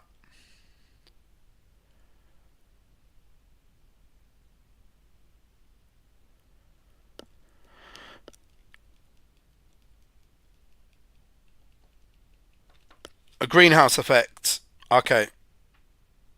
Okay, greenhouse effect. By the way, like, obviously there are tons of videos out there. This is just for people that obviously using. This is just for. It really doesn't matter, guys. This is just for people to ask questions and to get it live. Obviously, it's slicker if you will go and watch some videos. The only issues is with watching videos, that it's, you know, you're going to get slicker production. I've only made a few hundred videos at the moment on my site, so I haven't covered a lot. I covered a lot more biology. I've only just started in February, so I haven't made enough videos, but I'm doing the lives to like make up for that. But by next year I'll have another 200 videos, but that's not going to help you guys out. So the greenhouse effect. Greenhouse effect is for everyone. Why is the atmosphere warming up? Why are we suffering from global warming? So you need to know, guys, what's happening with radiation from the sun.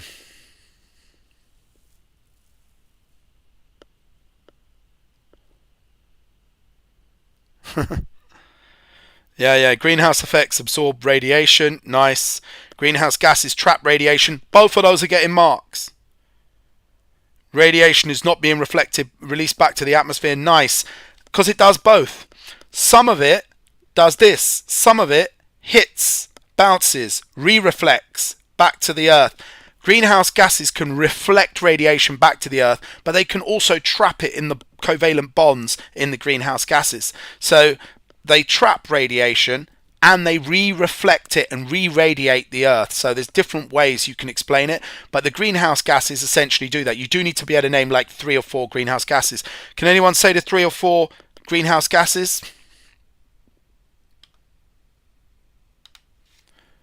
Everybody knows carbon dioxide. Love it. You guys know methane. Awesome. Water vapor. Yeah, nobody would know, but there's like, water vapor is a serious greenhouse gas, but they don't really talk about that a lot. Nice. And then there's something called CFCs. Awesome, guys. Something called CFCs. Chlorofluorocarbons, but you don't have to know too much about them. But these are all greenhouse gases. Here's just 4 examples. These are heating up the earth. Okay, you do need to know the consequences of global warming. So what's the consequences? What are 4 consequences? As long as you can spit out 4 consequences, you're cool. Increasing sea levels. Acid rain is not one of them. That's a pollution one. We'll come on to that. Melting ice caps. I'll go through acid rain. Rising sea levels. Increased temperature. Drought. That's, yeah. Loss of habitat. Awesome. Flooding. Great. I love that. Changing the distribution of rainfall. Distribution's a great word. It's going to change the distribution of plants, animals, organisms. Extinction. Some animals and plants will go extinct. Some species will go extinct. Changing weather patterns. Nice. Yeah. Right. What about social? Think about economics as well. Yeah. So yeah, migration of people. Some places might not become. You might not be able to live in some places. There's loads and loads of factors. Yeah. Now, you do have to bear in mind with all these bad things. like us relying too much on fossil fuels and stuff. But why is there a conflict of interest if we said, right, the major greenhouse gas contributors are deforestation, things like that, deforestation, farming. Well, people have to eat, so remember food security, and people need places to live. So you can think about those in the questions as well. You do need to be aware of something called carbon footprint. What do you need to know about carbon footprint? You just need to know that it's almost impossible to measure. What's the carbon footprint of your mobile phone? Think about that life cycle assessment. How much carbon dioxide did this phone give out into the atmosphere? Brilliant. Airplanes, transporting the phone. Mine's a Samsung, so this came from Korea. If you got Samsung, came from Korea. If you got an iPhone, it might have come from America, unless they've got warehouses or factories in Europe. Or it might have come from China or Korea anyway, if the iPhone's made out there. Depends where it's made. So it's been flown over here. That's released carbon dioxide. The manufacturer, remember I said, releases carbon dioxide. When you dispose of it, releases carbon dioxide. So when we're calculating the carbon footprint, we have to add up all the carbon dioxide that item has produced. You can even do it for people. People can say, I'm trying to reduce my carbon footprint by walking to school. But it's very hard to compare carbon footprints. It's just a very difficult thing to do, and you need to be aware of that as well. You can talk about landfill and incineration. So this will go to a landfill site. Maybe some parts of it will decompose and carbon dioxide be released. It destroy habitats in a landfill site, release toxic gases. Incineration has some good points. What's the good thing about burning rubbish? So if I chuck this pen away, why might burning my pen be good?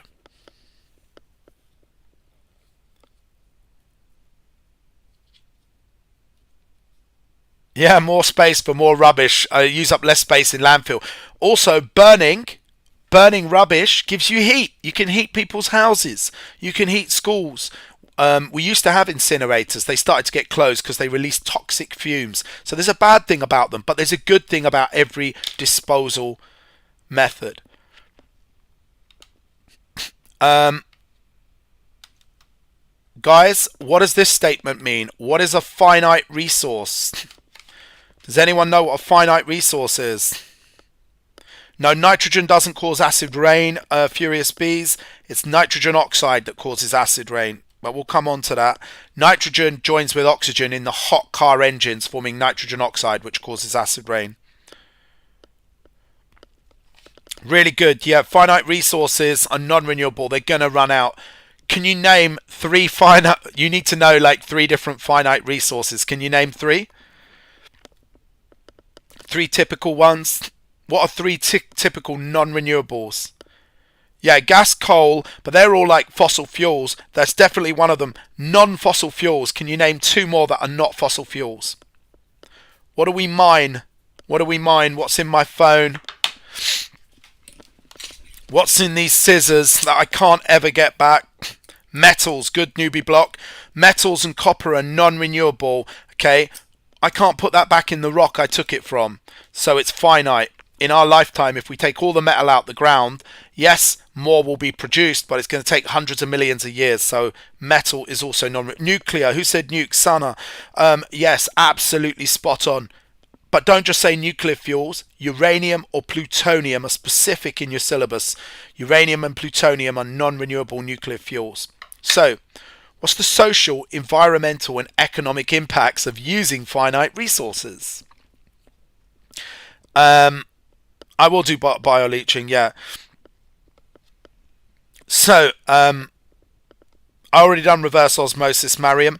It's just water moving against the concentration gradient through a membrane, and it needs lots of energy. That's all you need to know. Three things. Reverse osmosis, well, maybe four things. Reverse osmosis gets pure water out of seawater. It does this by moving the water against the concentration gradient, which requires large amounts of energy, and through a membrane, leaving the salt behind. And that's reverse osmosis. And it's used in hot, dry countries.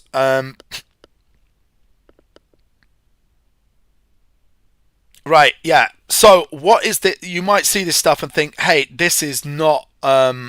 so social. This is not science, but you have to be aware of the economic impacts. If we use fossil fuels, they create jobs. If we mine metals, it creates jobs for women and men to go and work in the mines and dig out the metals, and jobs in the factories to produce the scissors made of metal and the knives and forks. So using finite resources does create jobs, but we can also talk about the negative environment. There's no really good environmental impacts from them, and there's social impacts as well. Okay. What else? What else? Okay. Here's one that's coming up. So this is yeah. You need to be aware of good uses of reused, recycled, burned and dumped. So we just kind of went through this just if I reuse my plastic cup, if I reuse this, say I don't want to use it as a drinking cup, and I use it to put pens in. That's reusing. Why is that good for the environment if you reuse things? Great, Furious Peas. Less pollution in landfill. This doesn't have to go to landfill. It's on my shelf holding my pens, paintbrush now. So that's really good. It's different to recycling. Recycling, same answer. If I melt this down and then turn it into another plastic item, it doesn't go to landfill and it conserves finite resources. We don't need to go and get more crude oil and make more stuff because we've turned it into something else. So all of these reusing and recycling conserve those finite resources. They preserve them for future generations. Now, burning this plastic cup, what's the good benefit of burning this? Ken, this releases energy. Great, burning releases energy. And if you dump something, dumping it into landfill, you could even say, I'm trying to think of what the advantage of dumping stuff into landfill. Well, you could say less energy is needed if you dump it into landfill than if you send it. If I send this to get recycled, it's got to be separated from all my glass bottles, all my cardboard, and somebody's got to take time to separate this and time to do it. It's much quicker and easier to just dump this in a hole in the ground. So there's advantages to all of these things. We've talked. Oh, here's one. Wait, what would people say?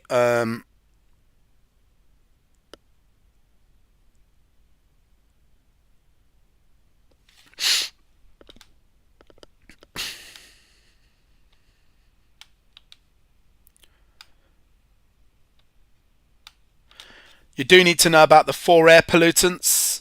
So what are the 4 air pollutants we get from burning fuels in cars? So you need to know that, and you need to know what's the side effects of each, or the negative issues with each. What are the 4 air pollutants? Yeah, I'll do alcohols after this.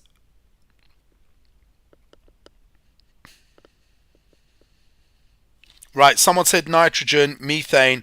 Now, they're not pollutants, nitrogen and methane. Nitrogen is already in the air, 78% nitrogen, rounded up to 80% for you guys for your GCSE, but it's 78% really. Nitrogen is unreactive and is not a pollutant. Important part of the nitrogen cycle. It's where we get stuff from. So, carbon dioxide, global warming.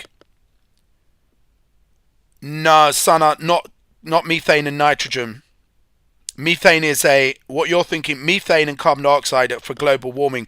But as pollutants, toxic pollutants, we got nitrogen oxide, sulfur dioxide, nice.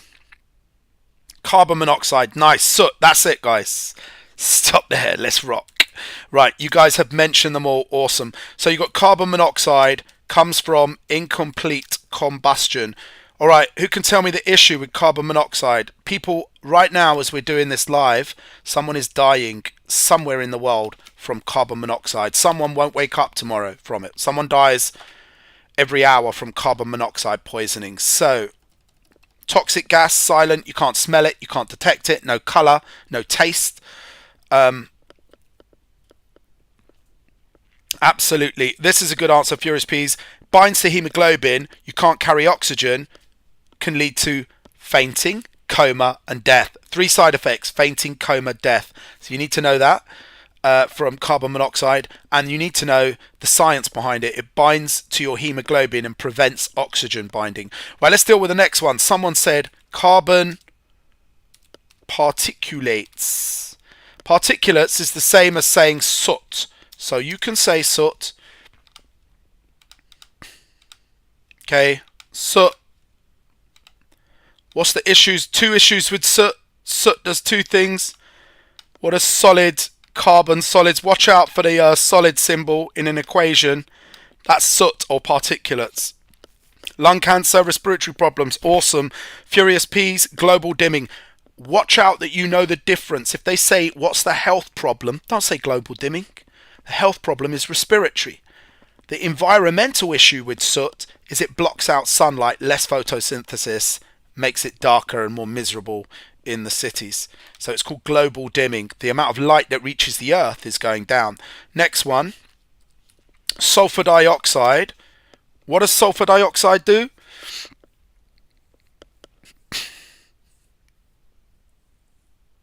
Yeah, incomplete combustion can be carbon, carbon monoxide, and water. That's absolutely right. Acid rain, nice one. Okay, what's the downside to acid rain? Yeah, joins with H2O in clouds, makes acid rain. Nice one, guys. What are the 2 negative impacts of acid rain? Damage. Dissolves limestone in buildings, destroys trees, pollutes lakes. Make sure you say changes the pH, the acidity level, makes it more acid. So that pH that's going to denature the enzymes of fish or trees and kill them. It changes the pH of soil specifically, changes the pH of the water in lakes. By the way, nitrogen oxide also makes acid rain. You do need to know, formed when O2 and N2 react in hot car engines. Nitrogen and oxygen don't normally react in our atmosphere.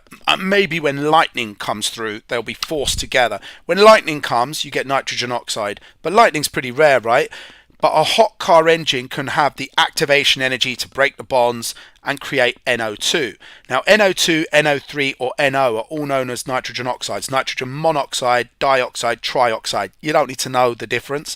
They all cause respiratory problems and all cause acid rain. So respiratory problems, acid rain, made when nitrogen and oxygen join on a hot car engine.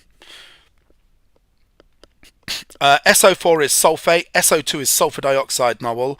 SO4 is a sulfate ion, won't exist unless it's in a solution with a positive ion. So SO4, 2 minus is sulfate, you get hydrogen sulfate, calcium sulfate, whatever. SO2 is sulfur dioxide and is a gas. Remember, ions will be in solution and this will be with a positive ion, so there's a difference. Yeah,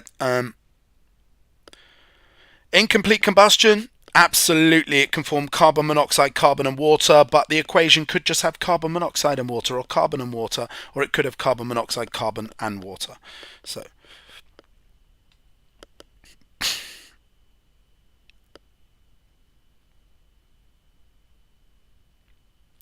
yeah, nitrogen fixation from lightning, but yeah, there was lightning today, so we got some of that. SO2 is sulfur dioxide, it reacts with water in clouds, but so does nitrogen dioxide.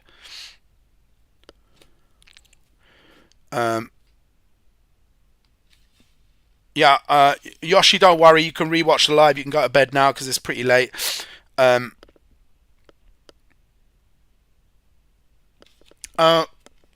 Yes, yes. Someone just put that up? Miriam, do we need to know how different fossil fuels are formed, like coal or natural gas?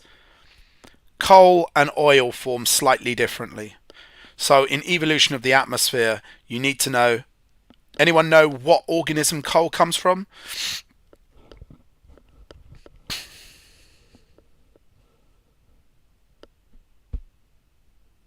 Plants, well done. Who said plants? M Galaxy, yeah, plants. Coal comes from plants and trees, and oil comes from plankton. Someone said plankton, yeah, plankton. Thick plants, nice, yeah. Coal comes from thick plants, and oil comes from plankton. Over hundreds of millions of years. Yeah, cool. Yeah, it's kind of higher foundation. It's useful if it's useful, basically. What else did someone say? Someone said use. Can you do alcohol? This is a strictly no alcohol live stream, but I'll quickly let me do. Not everyone needs alcohols, but I can zing through some alcohols if people want. Okay, guys. Any requests? I've got alcohol so far. If there's one that supersedes it, i.e., more people need it, I'll do that. But otherwise, we'll hit the alcohols. All right, let's do. I did wastewater treatment earlier, Jay. Okay, so bioleaching and phytomining and alcohol and cracking. Cool. All right. Le Chatelier's principle I did a bit earlier. You can go back and check out that. No, alcohol's not on combined. Alcohols, carboxylic acids are triple. Alkanes, alkenes are combined. All right, let me just zing through some of these. I'm going to work down. So bioleaching and phytomining first, we haven't done today. So just very, very quickly. Got phytomining. First of all, this is in the resources. This is about preserving our resources, okay? So phytomining, my crummy little drawing of a plant. Plant absorbs metal ions. What are we talking about? Copper 2+ ions, things like that, okay? So it's going to absorb some ions, maybe some copper chloride. That means there's some metal in the plant. And I'm going to grow those wherever there's metal in the soil or in some rocks, some cheap rocks. By doing this, I don't waste rocks that have lots of copper. We can leave copper in the crust of the earth for future generations, right? We want our grandchildren to have things made of copper. We don't want them to be walking around like caveman times because we've used up all the resources. So phytomining will help with that. What we're going to do, we're going to take a plant after it's sucked up some copper. We're going to burn the plant, okay? When you burn the plant, it forms ash. Can anybody tell me what we then do with the ash?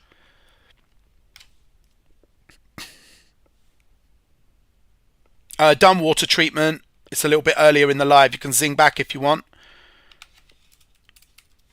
What do we do with the ash? We then dissolve it and we can do electrolysis. So dissolve ash, then do two things. Electrolysis to remove, let's say extract, it's a nicer word, extract the metal, or displacement reaction. Okay, so that is, let me just check where my face is. It's right there, it's cool, we're all good. Okay, so phytomining, yeah, scrap iron displacement, Galaxy, that's absolutely spot on. Or electrolysis. Electrolysis uses more energy than scrap iron. Why can iron displace copper? Anyone know why iron can displace copper? This is AQA at the moment. I think this is in all exam boards if they're doing resources tomorrow. So they call it phyto extraction in one of the exam boards, not phytomining, but it's the same thing. Yeah, iron is more reactive. In the reactivity series will displace the copper, and so that's a cheaper way because you're not using electricity, you're not using energy, and it's more environmentally friendly. That's phytomining. Plants suck up the copper in their roots. By the way, that's active transport from biology paper 1. Then you burn the plant and turn it to ash, dissolve it, do electrolysis, remove the copper. It's really just a 3 marker, or do displacement. Let's check out bioleaching quickly. Very similar. Here's my rock. We call this a low-grade ore. Does anyone know what a low-grade ore is, by the way? It's got some of the topics you need for Edexcel. Does anyone know what a low-grade ore is?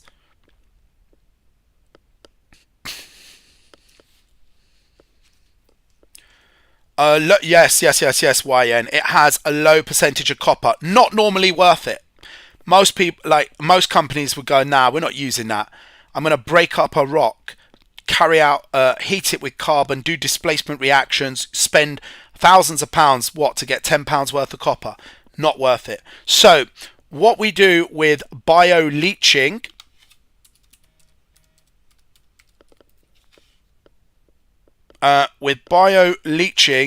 we're going to bacteria extract the metal ions. We put bacteria on the rock. Now, certain bacteria will extract the metal ions and form, keyword, a leachate. Okay, so they will form a leachate. What is a leachate? It's a solution. It's a liquid made by the bacteria. And guess what? You then say, do electrolysis or do displacement with scrap iron. And, oh my gosh, I can't spell. And that's it. That's that topic done, peoples. So,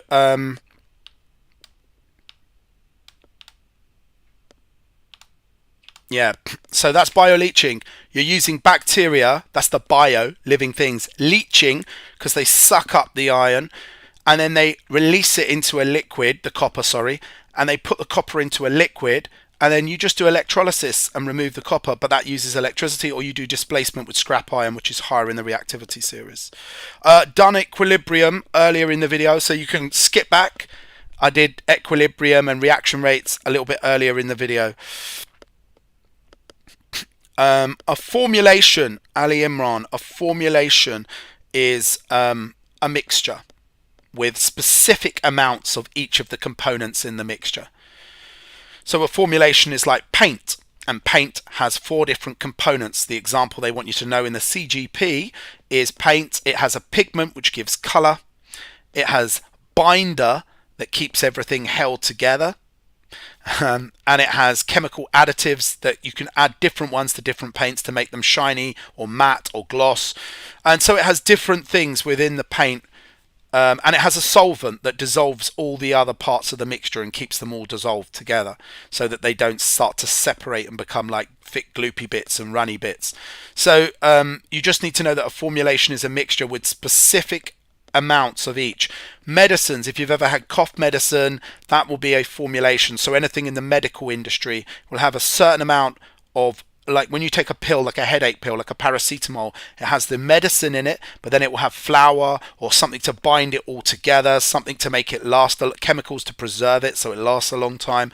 So a formulation is just a mixture where every element in there has a purpose. Every constituent or component has a specific purpose. Right. Somebody said alcohol. Someone said cracking. What were the other things? If you haven't done your organic chemistry, polymers, ceramics, Ayan Zanji, ceramics. All you need to know about ceramics, I got one right here. My cup. Ceramics are brittle. If I drop that, it's going to snap. In fact, I snapped my handle off. You just need to know the properties of a ceramic. Ceramics are insulators, so you can use them to insulate and stop people getting an electric shock. But they're brittle, so they snap easily. And they're hard, they're strong, those kind of things. Metal conducts electricity.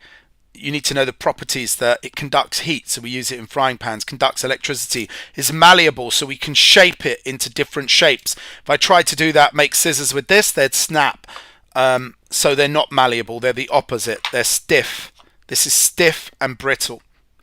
So there's a little bit you can look in your CGP, but it's just generalized memory recall for that. Someone has said cracking couple of times. I've done LCA and wastewater. I haven't done NPK.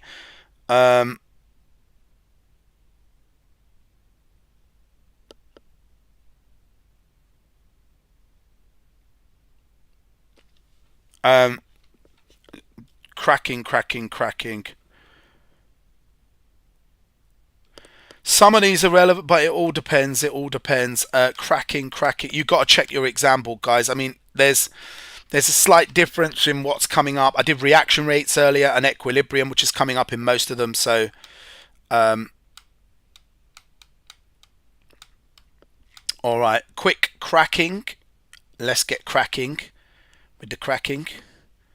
So, two types of cracking: catalytic cracking, which I can't spell. Two types of cracking: catalytic cracking or steam cracking. So there's two types: catalytic cracking or steam cracking. Catalytic cracking uses aluminium oxide catalyst, and you vaporize the alkane. Okay, so you're going to vaporize an alkane and pass it over an aluminium oxide catalyst. You can, with steam cracking, guess what? You use very, very hot steam. Okay, steam can go to 300 degrees, 400 degrees. Once you turn something into a gas, you can heat it to whatever temperature you like.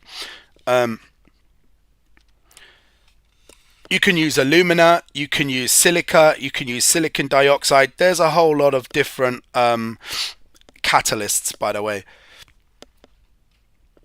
Yeah, this is in cracking is definitely in combined as well. Right, guys, watch out for this. Quick one here. Let's just quick one here. What do I make when I do cracking, guys? There's two things you make. So, what does cracking produce, and why do cracking?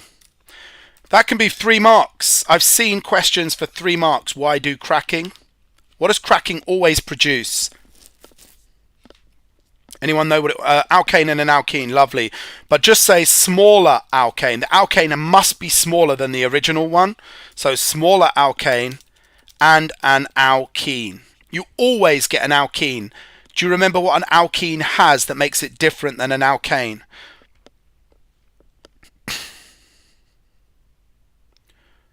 What do you get that's different? You always get an alkene, always get an alkane. What makes alkenes different? Yeah, the double bond. Nice one, guys. Unsaturated. By the way, if you're in your exam, write carbon, carbon, double bond, or draw the C, equal sign C, because there's other double bonds, like in carboxylic acids, C to the O, the double with the double bond to the O. That doesn't make something unsaturated. A double bond doesn't make something unsaturated. Carbon dioxide has double bonds. You don't say carbon dioxide's unsaturated. It's a carbon-carbon double bond makes something unsaturated. I just went through bioleaching and phytomining. Difference with one is you use bacteria. You can zip back 5 minutes. The other one, you burn plants. Okay, right, guys. I'm going to see if you guys can complete this. Watch out for... let's just bust this out here. Alright, they're not going to be nice. I'll put my number in red. Alright, guys, what's my missing numbers? Who can come up with my missing numbers for 1 mark on cracking? Complete that.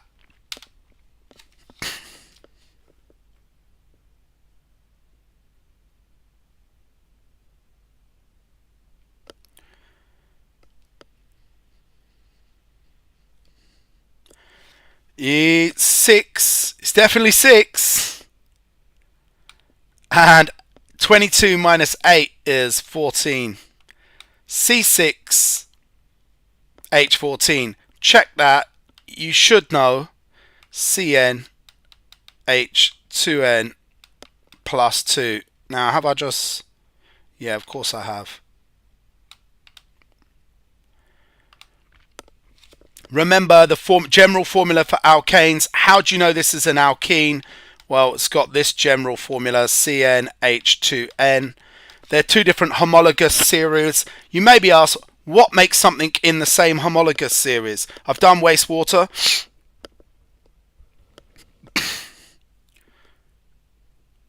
Yeah, that's right, Manny. 2 lots.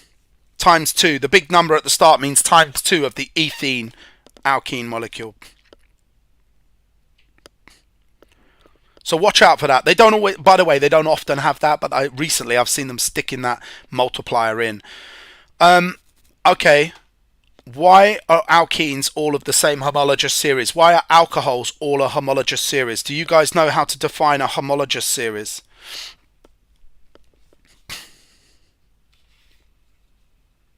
I'm clearing the old cracking, by the way, now. Oh, didn't ask, why do we do cracking?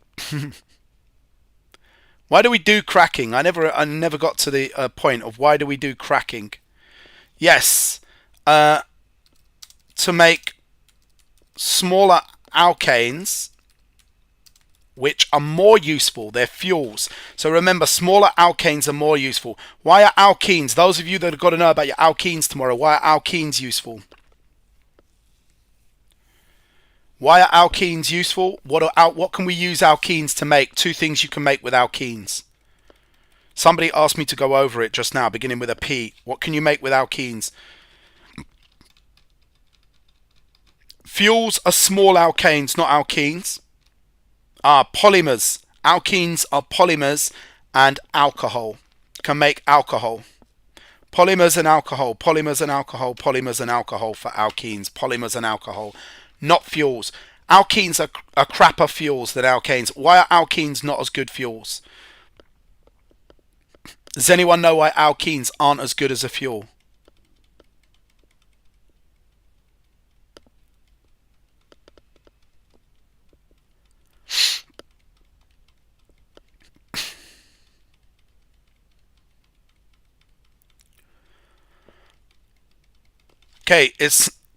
Okay, it's a little bit different, but I'm just going to show you. Right.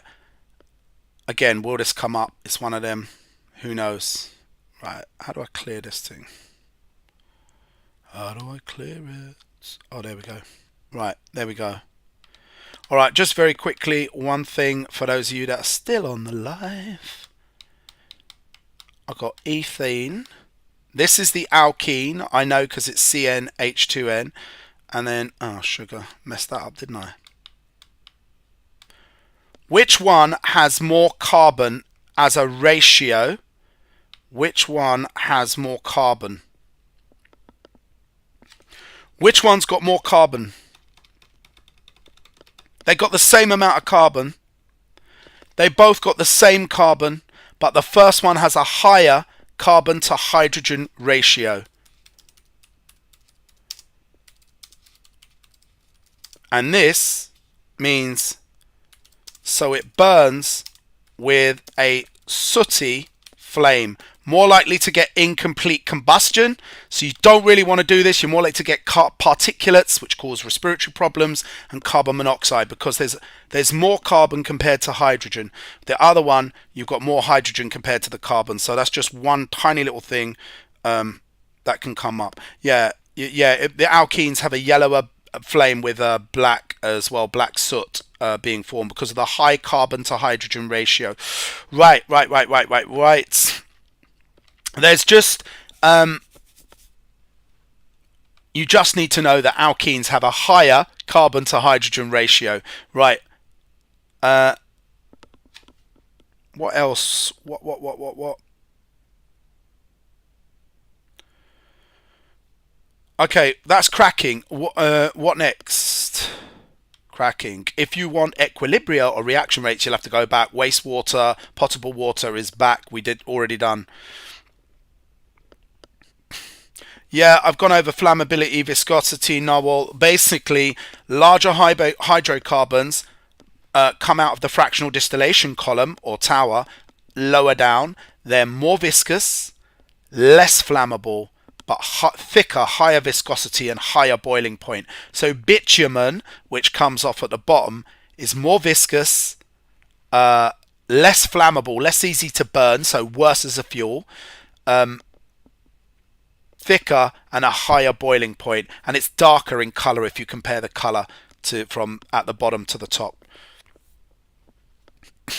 Oh yeah, alcohols. So alcohols. All right. Some people can argue over this, right? But I'm lazy, so I'm going to rub that bond out. You can show it if you like. There is a bond between the H and the O. If they ask you to display all bonds, make sure you show that one. But I'm lazy. I can't bother to draw that bond. I like to do my OH like that. Okay, and when I was at school, a long time ago, you didn't even have to draw all the hydrogens. If it was just hydrogen coming off the carbon, you could just leave a line and then assume it's hydrogen. Right, what homologous series is this of, and what makes it a homologous series? Yeah, I'll go through chromatography after this. I'll go through chromatography. Yeah, I'll go through that. I haven't done that yet. I haven't gone through chromatography. I'll do that next. Lovely jubbly, Furious Peas. They have the same functional group. So if someone asks you what, there's three things all homologous series have in common. Same. So if you're asked this, what is a homologous series? You can say three things. One of them, same functional group. Anyone else know something else? Functional group is the thing that gives you your chemistry.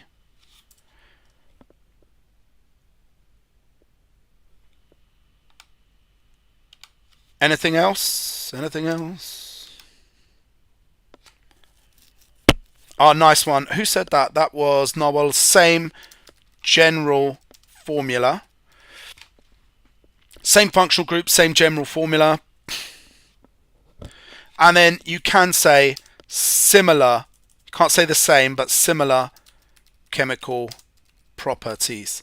That's why we can study alcohols now and look at the reaction of ethanol.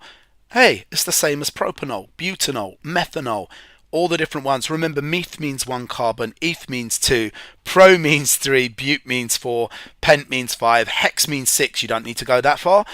But hept means 7. It's like the shapes, the sides of a shape. Okay, oct means 8, and yeah, non, I think non-8. I don't know what. Yeah, anyway, means 9, and dec means 10. That's the length of the carbon chain. Now, alcohols obviously are used in the drinks industry, but also hand washes, and they're also used like hand wash to kill things. They're also used as solvents, very important solvents. You can dissolve things in them. So let's look at some of the reactions of alcohols. There is a maths formula in chromatography. That is absolutely right, Mariam. I will go through chromatography in 2 shakes. I'm going to do that next. There is a maths formula. It's nice. It's dead easy if it comes up. And it's like a core practical thing, like potentially. It's a prac that can come up. Hold on, let me just see what alcohol business you need to... is that really? Anions, cations, purity, formulations, boom, boom, boom. Because depending on what you got to know... Okay.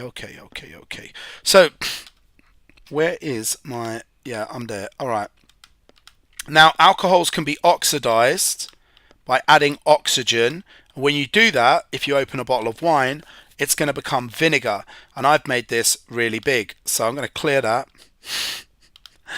And basically, this is another way of writing an alcohol, molecular formula. And if I add oxygen, just saving time because whipping through, I'm going to make a carboxylic acid. So I can combust alcohols. I can burn them as fuels. In Brazil, they put alcohols in the cars, so they burn them and they form carbon dioxide and water, when you burn them, but I can also oxidize them. So that's a combustion reaction, just like with alkanes, just like with alkenes, you form carbon dioxide and water. Yes, it needs to be balanced. I ain't balancing that right now. So alcohols in Brazil, they put ethanol and methanol and stuff like that in their cars. Their car engines are designed for that, and it's because they've got so many plants they can make alcohol through fermentation really easily. Alcohols, you need to know, can be oxidized. Can be oxidized to carboxylic acids. So you need to know that alcohols can be oxidized to carboxylic acids, which means if you had ethanol, it will become ethanoic acid. Okay, when you add oxygen, it's going to become ethanoic acid. So if you leave a bottle of wine open, it will become vinegar. Ethanoic acid is vinegar. So that's why you see people in the movies tasting the wine and going, send it back, dear sir. They're testing to see if the wine has become vinegar, because before you pay £100 for the bottle, that's why they sip a little bit and then they either send it back or they say, yes, it's good. In the films, they're testing to see if it's vinegar. That's the original reason why people tasted wine. You do need to know that alcohols are fuels and they're also solvents. Remember, a solvent can dissolve things. So yes, they can be used in perfumes. Yes, they can be used in spirit burners. The great thing about alcohols is they burn quite cleanly. You don't get the black smoke and the particulates from alcohols because the alcohol contains a bit of oxygen, so you get more complete combustion with them. There's two ways to make alcohol. The two ways to make alcohol are, depending on what exam board you're doing, you've got to know about fermentation. And this way is the cheap way people can make alcohol at home. So fermentation, you're going to get glucose. So back to your biology, you thought it was the end of it on Friday. Back to your biology if you're doing triple. You've got glucose. What microorganism turns glucose into alcohol? What microorganism is going to make... I should really do the structural formula. Maybe. I'm being a bit naughty here, but there we go. I'm using this formula. That's how I like to write ethanol. Yeast. Thanks, Furious Peas. Yeah. So yeast is a fungi, especially when it's making alcohol. Haha. Right. And you get ethanol and carbon dioxide. So the jokes are free. Fermentation with yeast.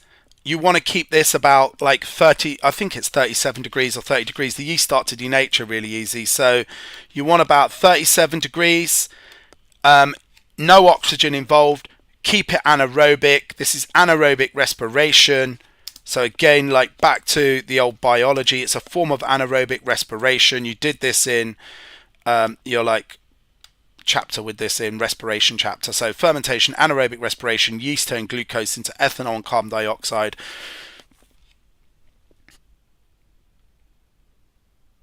You just need to know that you can denature or destroy the enzymes in the yeast if you don't keep the pH and that the same. This is a renewable process. Ta-da! So this is quite nice for the environment, whatever that means, renewable process. However,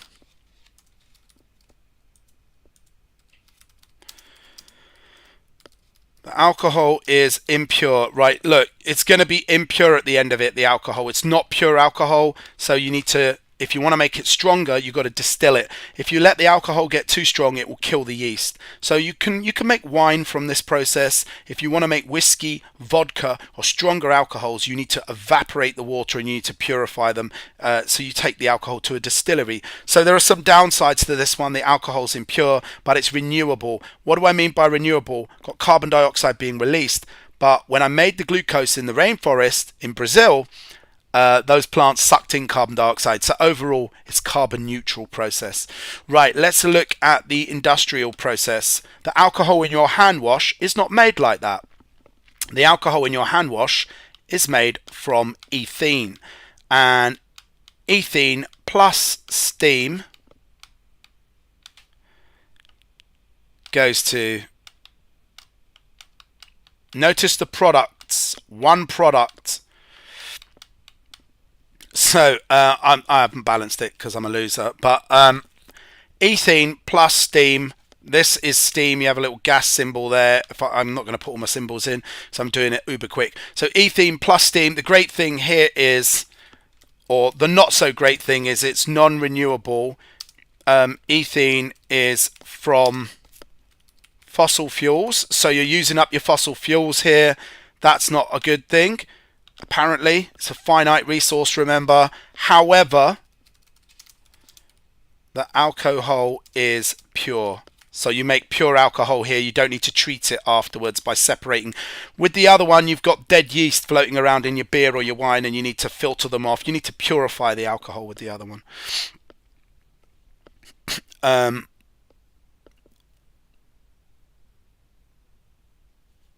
Cool.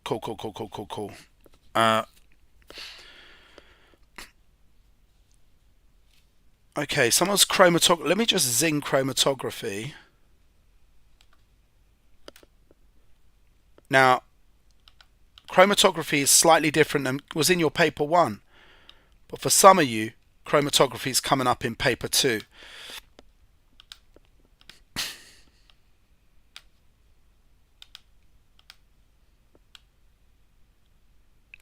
Let me remind you about paper 1 chromatography. What type of paper do we use in chromatography? What kind of paper has got holes in it that allows things to move through the holes? Does anyone know?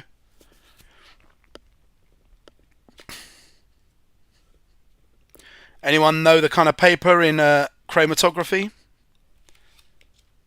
Awesome. Filter paper. Nice one, guys. Well done, Ali. Well done, Furious Peas. And Manny. Yeah, filter paper. Now, what do we call the liquid? In the first instance, what do you call a liquid that dissolves solids? What do you call a liquid that can dissolve solids? Furious Peas, mobile phase, or Umar, solvent? Nice. We're going to move on to mobile phase in a sec. It's the solvent. Now, you're absolutely right. It's referred to as mobile phase as well. Now I'm going to draw a line. I'm just covering the paper 1 stuff because the basics. Why is this line drawn in pencil? Why do we draw this line in pencil, guys? Just in case it comes up.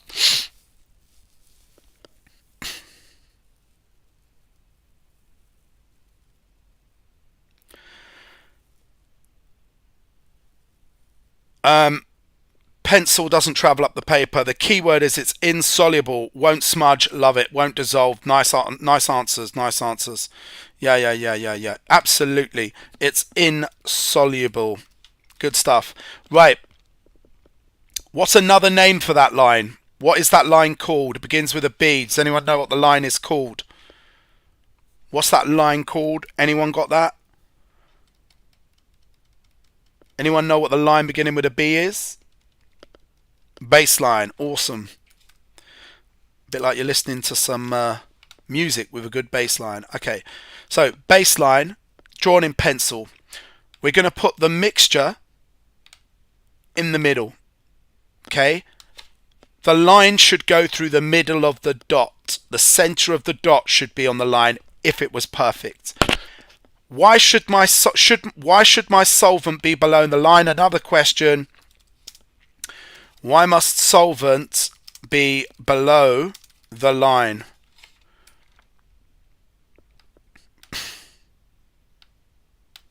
Why do we start with the solvent below the line?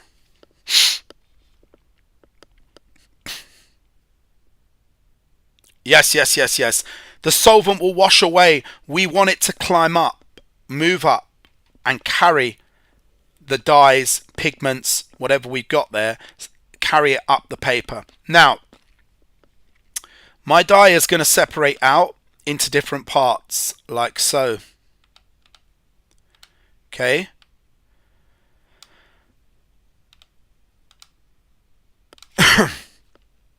What do I need to do before the solvent reaches the top? What should I do?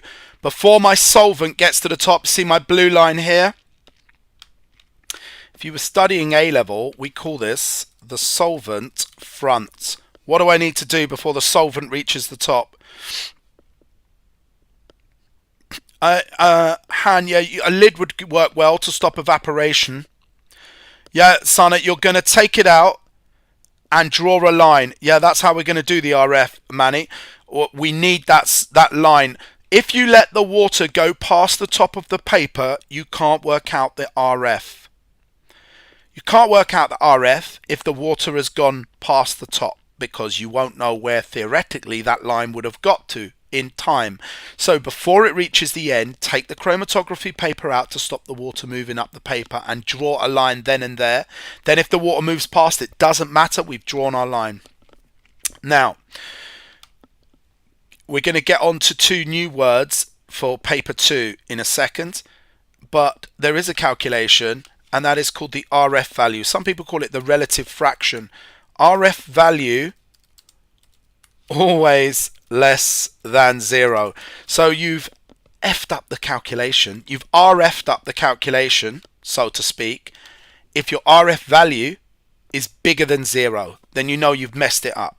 So what you're really going to do for the RF value is distance of solvents divided by distance of dye or particular dye. Which one of the colors, orange, green or red, is going to have the smallest RF value? Which one's going to have the smallest relative fraction? Yeah, they're all going to be less than 1. Yeah. Sorry, oh my gosh, I wrote less than 0. Thank you for that, guys. Well spotted. I was testing you and making sure you weren't having too many jokes, and you were all there. Awesome. Okay, which one is going to have the highest and which one the lowest? All right, highest RF value is going to go to yellow. Yellow is going to be like 0.9. It's moved like 90% of the way. The red one's going to be almost 0. It hasn't even budged. So we've got some new terms that you need to understand if you're doing AQA, OCR or Edexcel triple. You need to understand some new terms, okay? And they are: the solvent is known as the mobile phase. This also is in A-level chemistry, believe it or not. So, and the paper is known as the stationary phase. Now, if I ask you plainly, which of these substances, orange, green or red, is most soluble? Which one was the most soluble?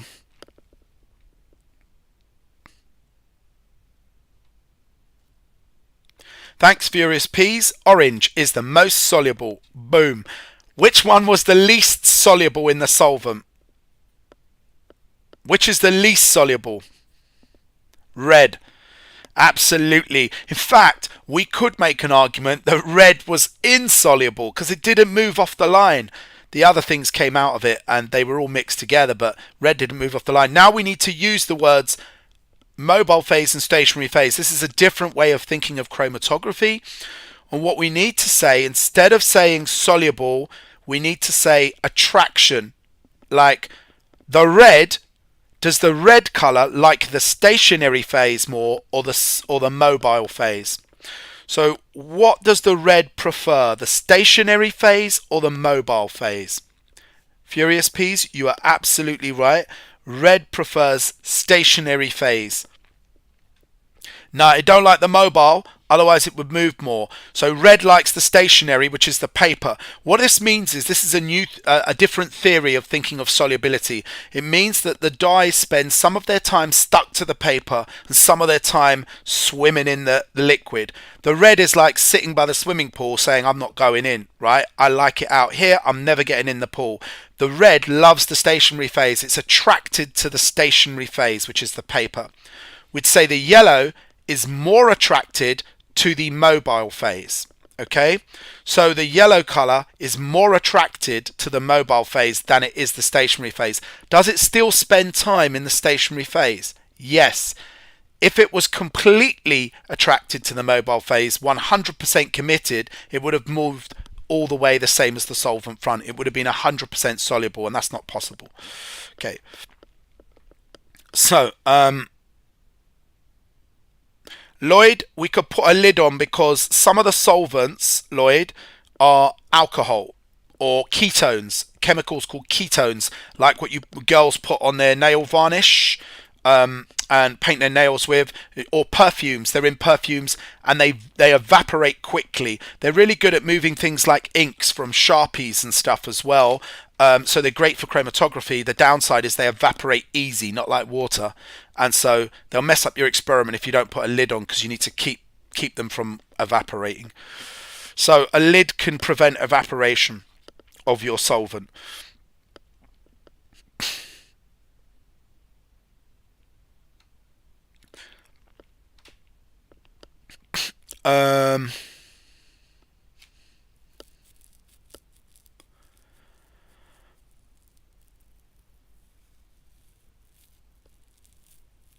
I've done LCA a little bit. Done a little bit on alcohol just now. The goat, can you go over corrosion? It depends if it's on your exam board, but corrosion is like so. So, iron, okay, this is a bit simples, but iron plus oxygen. It depends what exam board you're in and what level you want to go to, but oh my gosh, this is just like going a bit. Let me type that. So, iron corrodes in water and oxygen. Now, depending on what exam board you're in, it forms iron oxide. So, iron corrodes in water and oxygen to form iron oxide. Okay. So, people can say, what's the issue with iron oxide? Who's got beef with iron oxide, right? Well, iron oxide, unfortunately, there is a problem here. Iron oxide is flaky. It is known as rust. There's no other metal called rust. It's flaky, it's orange, red, whatever. It's the color of Mars because Mars is covered in rust. So iron oxide is flaky orange, known as rust. So if your bridge is made of iron, and 99% of the bridges in the world are made mostly of iron, they're made of steel, which contains a lot of iron. If your bridge rusts, that's a problem, isn't it? If cars are going over it and it flakes away and they all fall in the water and everyone dies. So corrosion of iron is a bad thing because it weakens the substance. But corrosion of all metals is not bad, okay?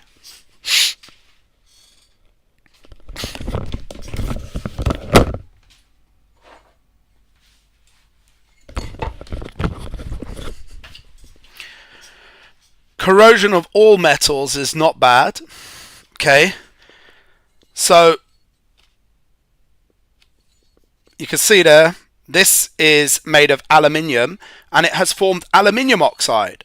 Now, aluminium oxide is perfectly fine. It's not flaky. I've had this for 30 years and it's not. It's just a piece of aluminium, and it's no longer really shiny because it's formed aluminium oxide. Aluminium oxide's brilliant. It's protective and actually protects stuff made of aluminium. So if you have an aluminium bike, an aluminium can, aluminium window frames, when they corrode and form aluminium oxide, it's great news because it's not like iron oxide. It's strong. It's got a higher melting point than the metal aluminium, so it protects the aluminium underneath. There's lovely aluminium in there, but it's being protected. So not all corrosion is bad.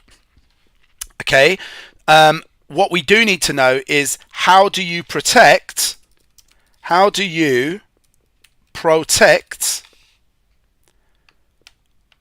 your iron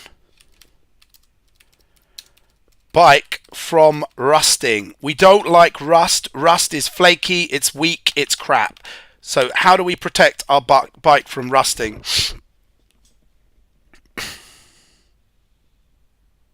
Lovely, Ali Imran. We do sacrificial protection. Do you know what that involves?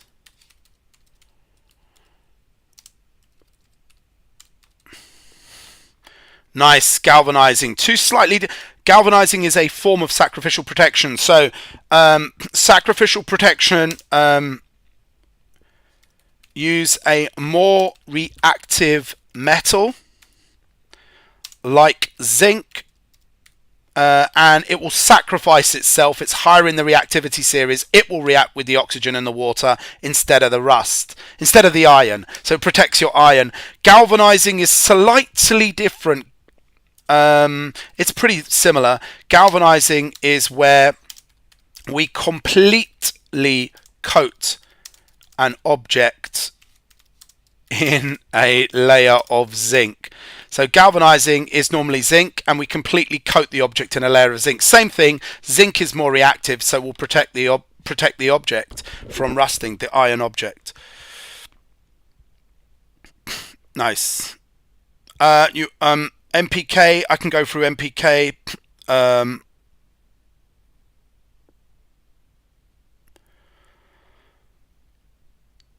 Mr. Egg XD, do you mean the gas tests?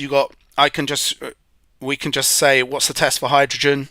Someone put up the test for hydrogen, test for chlorine, test for carbon dioxide, and what is the test for oxygen?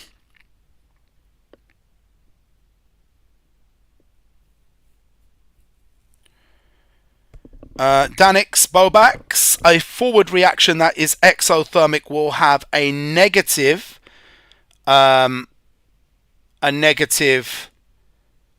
enthalpy change, which is the triangle with the H. So it will have a negative sign. Exothermic reactions have a negative minus sign. Okay. Endothermic have a positive sign. Exothermic remove energy from the system, so they are negative. So if you see a negative sign on the right hand side, you know it's exothermic. If it's a positive on the right hand side, it's an endothermic reaction.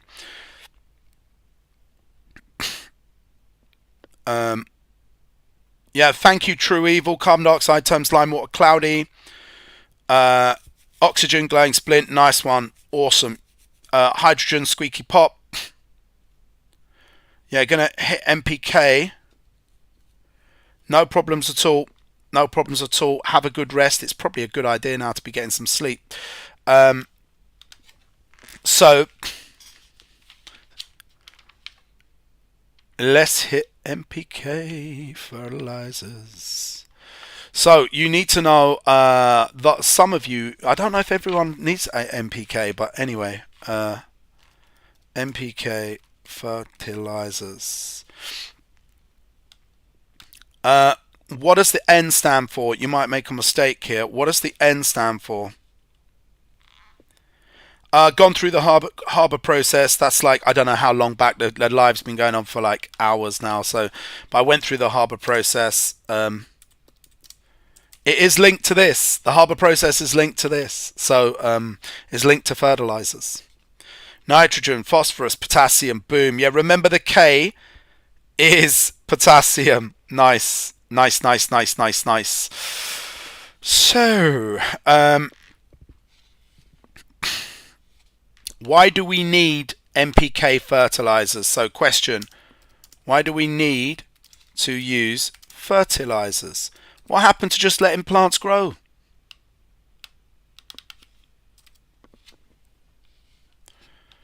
Why have we got to use fertilizers?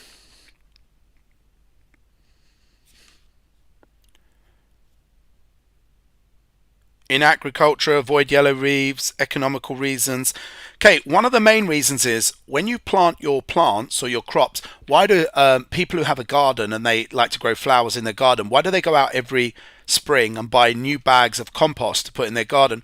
Because the plants that grew there last spring used all the nitrates, phosphorus, and potassium up. And it's the same with farmers. If I've grown carrots in my field, what happens in nature is the carrots rot and return the nitrogen, phosphorus and potassium to the ground. But when I'm selling them in the shop, when I pull the carrots up and I sell them, not enough nitrogen, phosphorus and potassium returns in the circle of life. So instead of those plants dying there in the field and returning the minerals to the field, they're not being returned. So I have to go out and buy some of those minerals and return it. Otherwise, my next year's carrots won't grow. So it's about replacing lost minerals. When you're growing crops as a farmer, you need to replace lost minerals.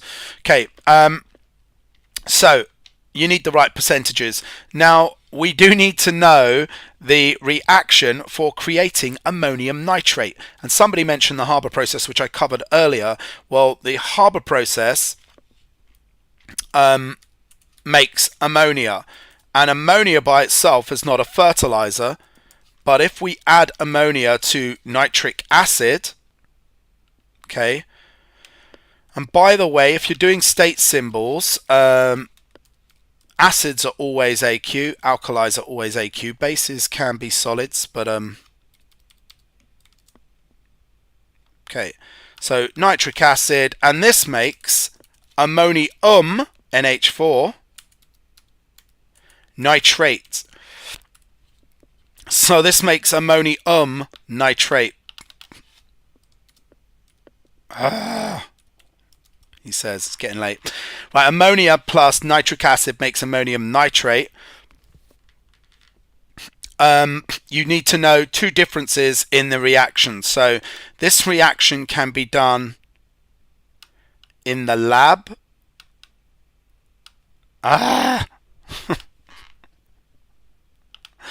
That doesn't make sense. Okay.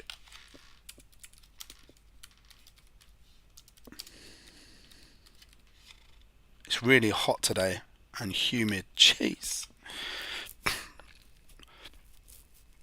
Done sewage processes, go. Already done that.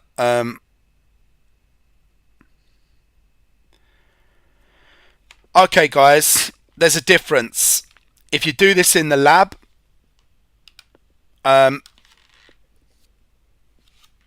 so let me actually compare them. I've not left myself any room. So there's a lab version, and you'll need to know in the lab,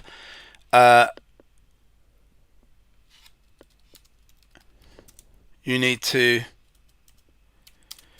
do this as a titration. So you're going to do this as a titration. You're going to add ammonia to the nitric acid. So it's a neutralization reaction because you make a salt.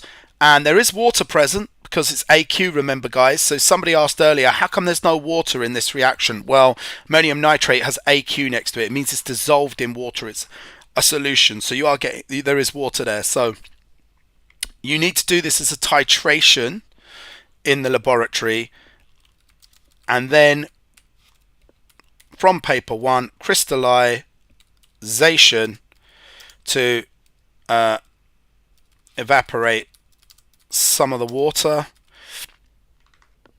It is not very exothermic, so safe.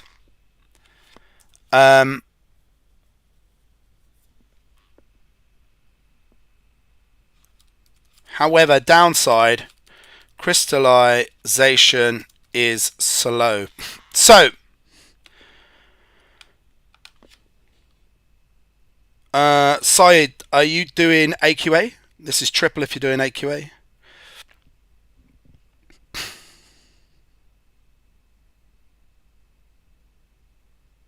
Done fractional distillation, done equilibrium, done cracking Jepin 0116.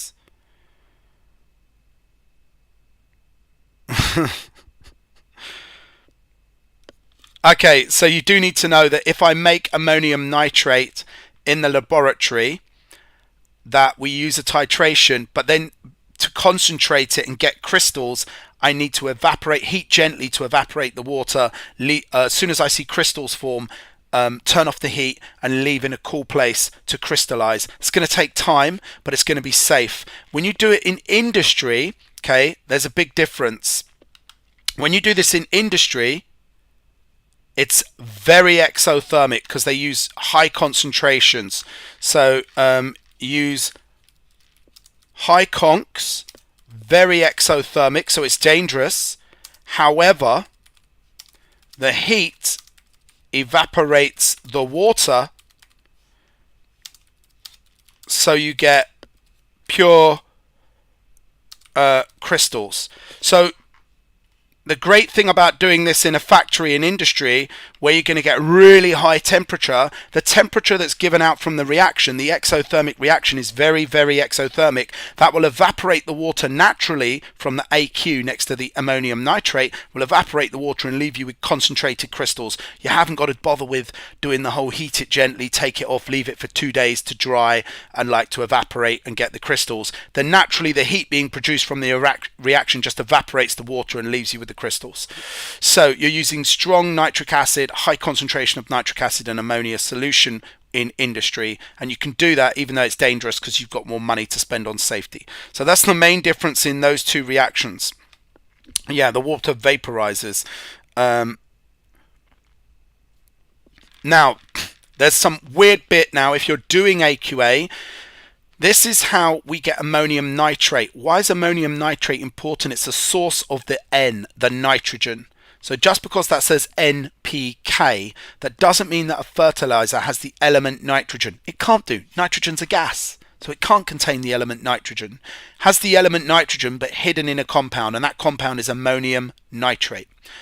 Can we have phosphorus in there or potassium? No, potassium would set the bag on fire and it would burn with a purple flame. So we've got the element potassium and phosphorus, but not in their elemental form. They're going to be in compounds, and we need them to be in soluble compounds because the plant has to suck them up with water in its roots. Remember, it does osmosis and then it does active transport for the minerals, but essentially they're going to move up the xylem if you're doing a bit of biology. So we need to learn a little bit about the P and the K now and where they come from, and then I will finish this NPK topic. So next thing you need to know is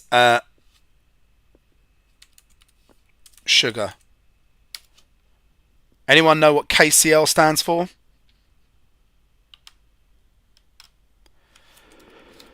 So how do we get the potassium?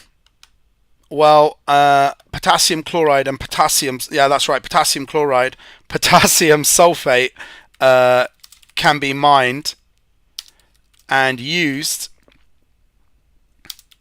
as a source of potassium. So you just need to know that we mine these and then we can stick them in the fertilizer and they're a source of potassium.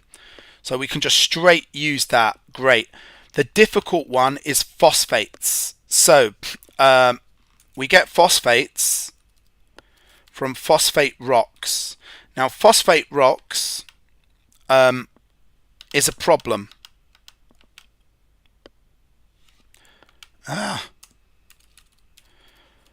Phosphate salts found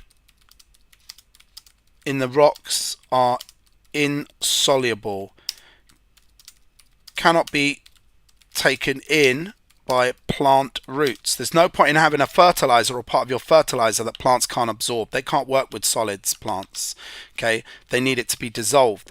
So we have to use an acid.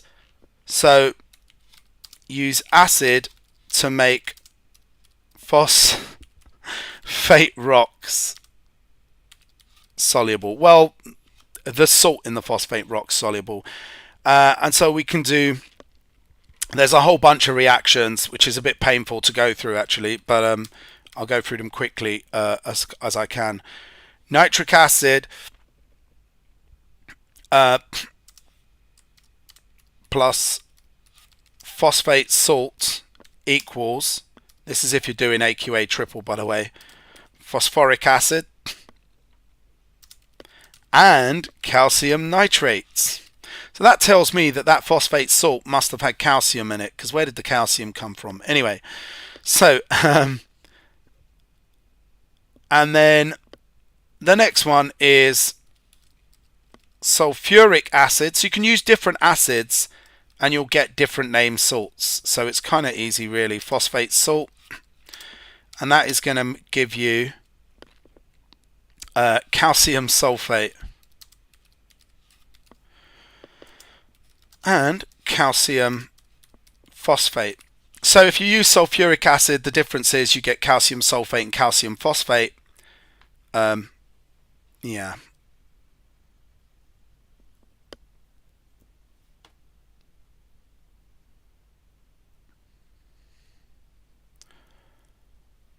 And then if you use phosphoric acid, phosphoric acid plus phosphoric salt, 2 phosphorics, you make something called super or triple superphosphate. It's one of those topics where you're like, what the arse is all this about, eh? But there we go. That was painful. Yeah, so short length radiation passes through the Earth's atmosphere and then is re-emitted as long wave radiation, which is absorbed by the Earth's surface. Nice.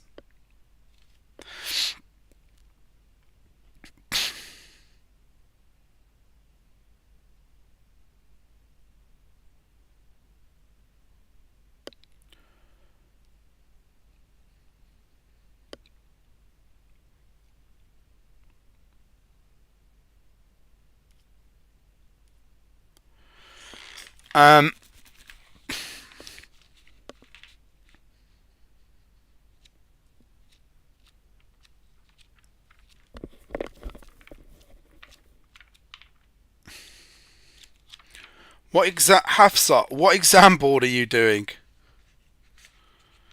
Hafsa, what exam board do you do?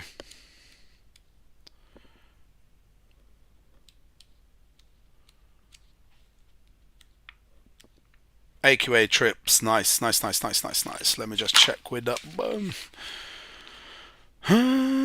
Okay, cool. Yeah, shortwave radiation and long wave radiation.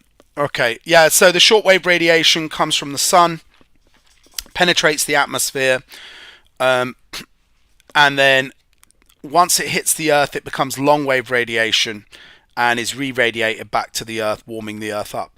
The greenhouse gas isn't actually... Yeah.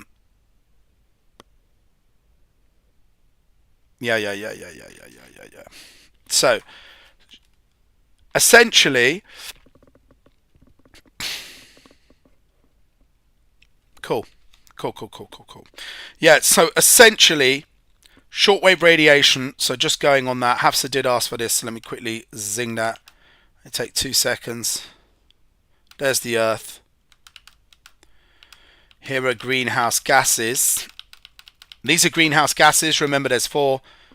People can put on there if they know the 4 greenhouse gases. There's actually hundreds of greenhouse gases. So, water, methane, carbon dioxide, CFCs are some good ones. So what they're saying is shortwave radiation on your physics in the electromagnetic spectrum, infrared radiation that is closer to the infrared radiation heat that is closer to the gamma wave end of the electromagnetic spectrum comes from the sun and penetrates the atmosphere because it has high frequency. So it can push through, penetrate the atmosphere. They're saying that when this bounces back, once it hits the Earth, it loses some energy.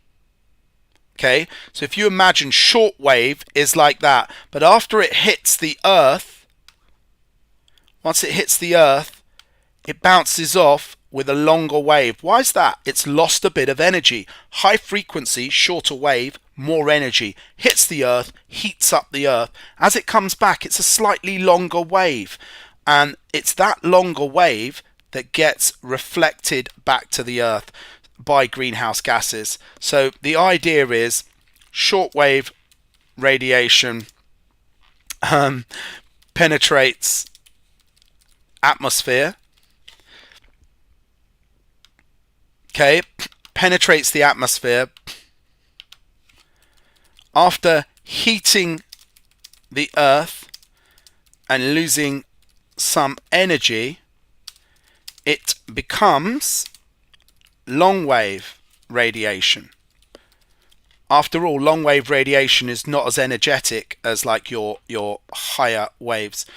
The long wave radiation is reflected by greenhouse gases. The greenhouse gases can't reflect the shortwave radiation on the way in, otherwise they'd be even worse. We'd all be frozen. If greenhouse gases could reflect shortwave radiation, then the sunlight wouldn't even hit the Earth. It would reflect off our atmosphere, off the greenhouse gases. So it's thankfully that it doesn't reflect shortwave radiation, and that can penetrate the atmosphere, heat us up. It's just that the long-wave radiation that normally goes back to outer space is re-radiated or re-reflected back to the Earth by the greenhouse gases.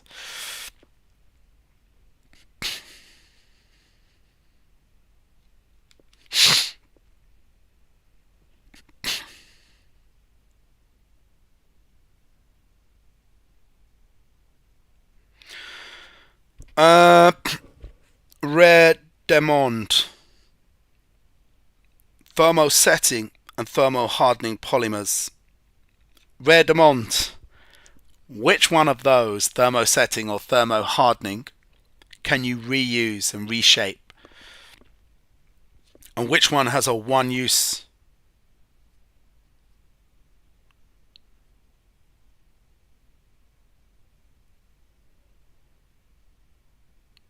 Yeah, thermosoftening, you can reshape. The reason is because they have weaker crosslinks that can be rebroken and the plastic can be reshaped. So it's to do with the crosslinks. It's actually something called like hydrogen bonding. There's bonds in between the chains. So polymers are made of long chains. And you think polymers are essentially made of long chains. So here's one polymer molecule. That's some crap polymer molecule. And here's another. Here are the intermolecular forces between these two. The more intermolecular forces you have, the more hard you are and the more stiff as a plastic. So yeah, softer plastics that can be reused again, they have weaker intermolecular forces, and so they'll melt more easily and can be reshaped.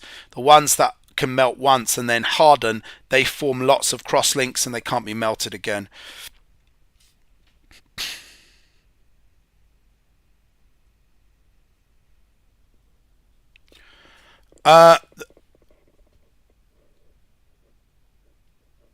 No, the long wave radiation. Oh, who made that point about that? Oh, who just made that? I missed that. Someone said something about long wave radiation. Where?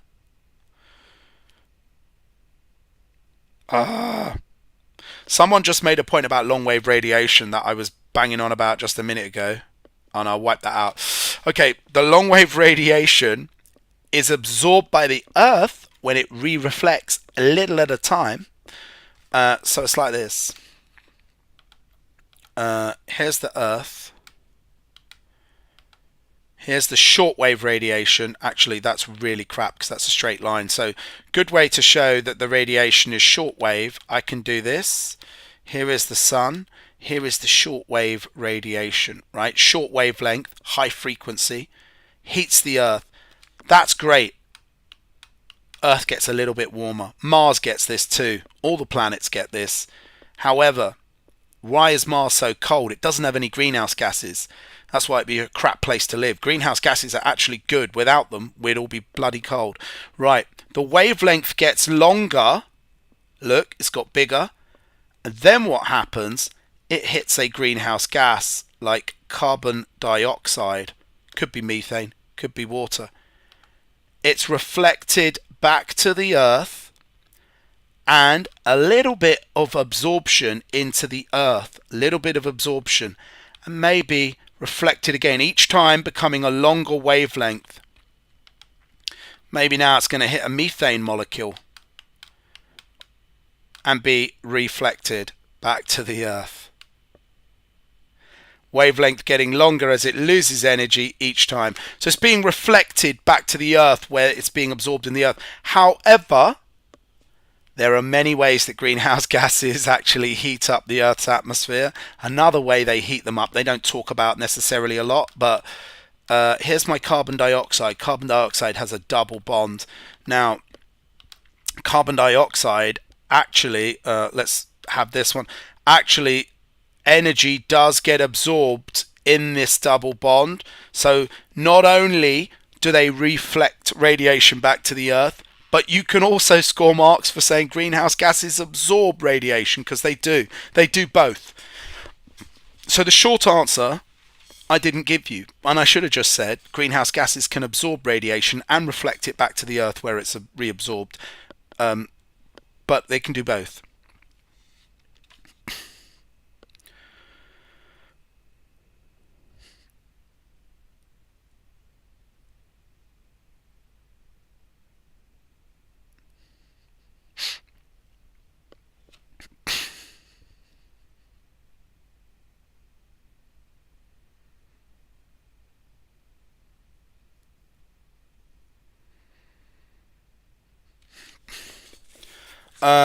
Anti, M-anti, alkane is saturated.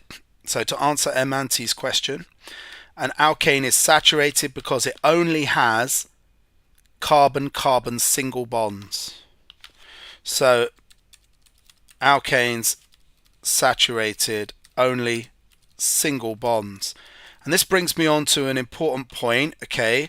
When you want to say something is unsaturated, please make sure you say unsaturated molecules. These are alkenes.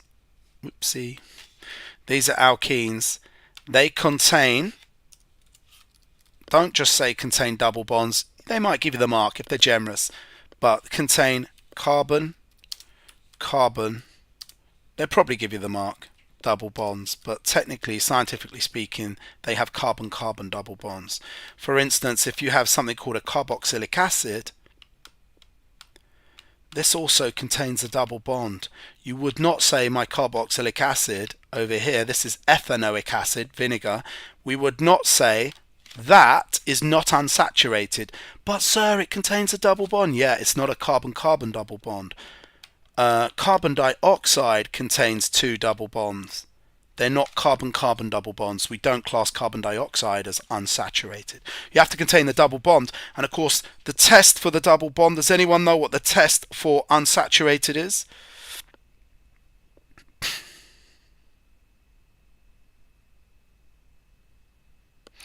Yeah, Johanna, you're right. Double bond does make alkenes more reactive. They do something called addition reactions. Alkanes are quite unreactive. In combustion, they'll rearrange themselves, and yeah, in combustion they'll react, but you need quite a lot of activation energy to burn an alkane. But they're good fuels. But yeah, orange to colorless. Yeah, bromine water, orange to colorless. Bromine is a little bit dangerous. It's red-brown in color, but it would work. But it's a little bit dangerous because it vaporizes really easily. It boils at a low temperature, so it's quite corrosive. Bromine water is a lot safer.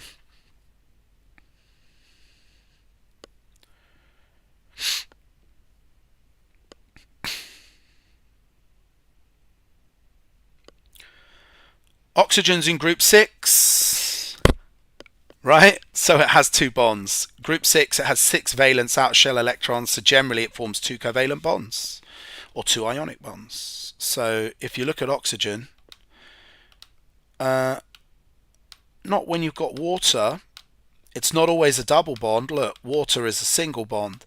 Oxygen can only form 2 bonds. It's in group 6, right? So everyone should be cool with that. If you're in group 6, you're only forming 2 bonds. If you're in group 7, like chlorine, you only can form 1 bond. And the beauty of carbon, why we study organic chemistry, is because carbon can form 4 bonds. And if we find alien life one day, if aliens do exist and we find them, we tend to believe they're going to be based on carbon or an element from group 4. So maybe there'll be silicon-based life, because silicon can bond to itself. But if you can't, oxygen can't bond to itself. So you can't say, oh yeah, we're going to come across an alien and oxygen is the main molecule. No, look, oxygen can only do 2 bonds. So it can't, like, you can't do that. So you can't make giant molecules with oxygen, just on oxygen. But carbon has this ability to make huge molecules, proteins, carbohydrates, lipids. They're all based on carbon. So yeah.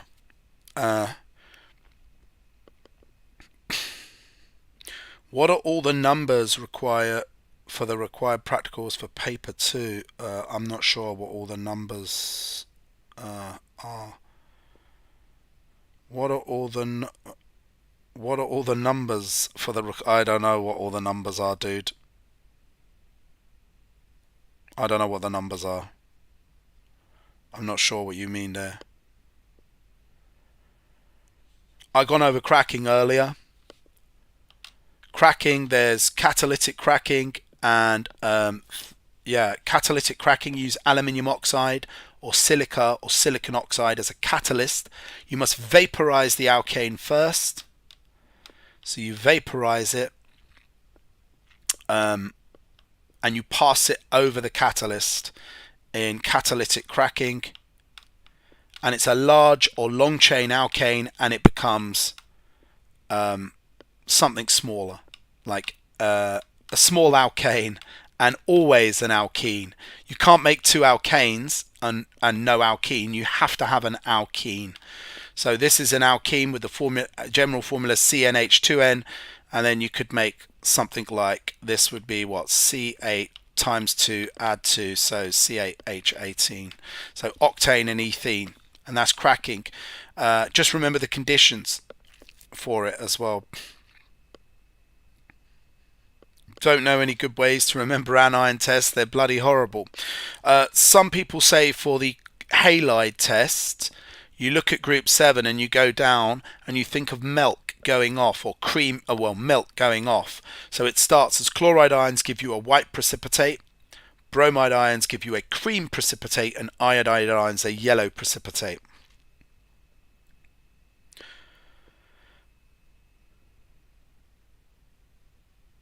Polypeptides, there I changed my name. Polypeptides are proteins made of amino acids, a chain of amino acids which form by a condensation reaction with releasing water. So they are condensation polymers. So amino acids have the ability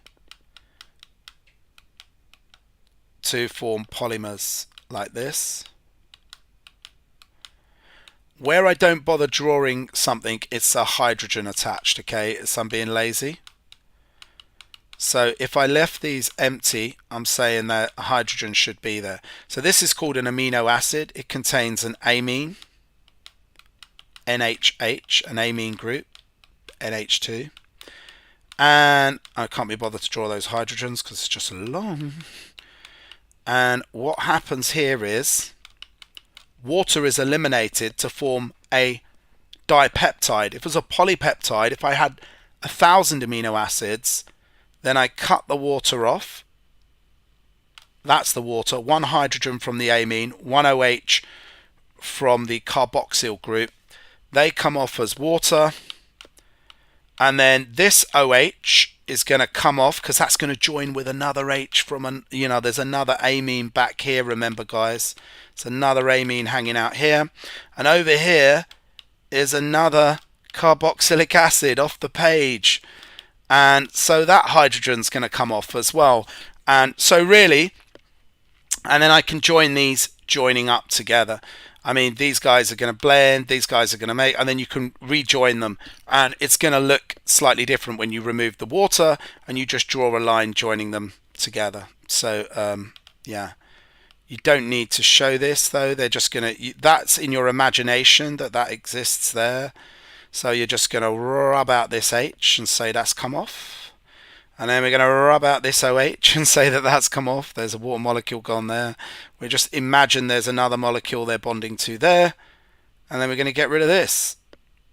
And that's why it's called condensation, because water, you'll see water appear in this reaction.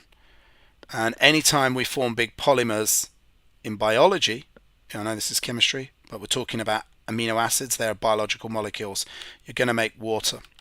And in fact, depending on how many amino acids we join, we're going to make 2n the number of H2O. So you're just going to join a bond like that. I mean, that looks really rubbish. I'd like make that look a bit flipping neat. Oh, that looks disgusting. Kind of a bond that's like 50 miles long. But essentially, you've got your carbon here, still got its double bond to the oxygen. It lost its OH. and this one lost its H. I can draw this hydrogen anywhere I want. It doesn't matter. I can put it vertically up or vertically down. You might say, ooh, it's nicer to put it there, but I'm just going to put it there. Right, there you go. So, yeah. So 2 water molecules have come off. I need to show an open bond at each end. Just to show to you, this is going on for as long as how many amino acids I don't know how many amino acids we had, so however many we had. So I'm just going to draw bonds like that just to show that it's going on forever. Should really tidy that up. Yeah, that should really be up like that just to tidy that up. But yeah, these reactions are the same with any time you have a condensation reaction. So you get this with glucose molecules joining to form a carbohydrate. You get this with nucleotides joining to form DNA. You get this same reaction with diesters, forming polyesters, from diols and dioic acids. Dicarboxylic acids and diols will react in this way because they have OH groups and hydrogens on each end, and they can do this.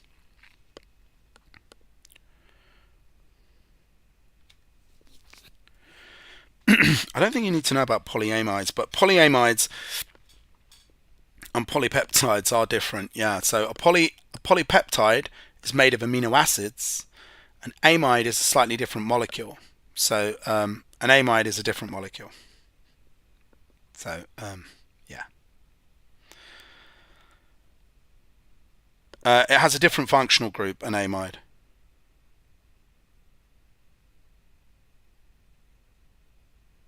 Done Haber process. I think I might have to end. We might have to end the live. This has been going on. I'm about to drop dead. Rare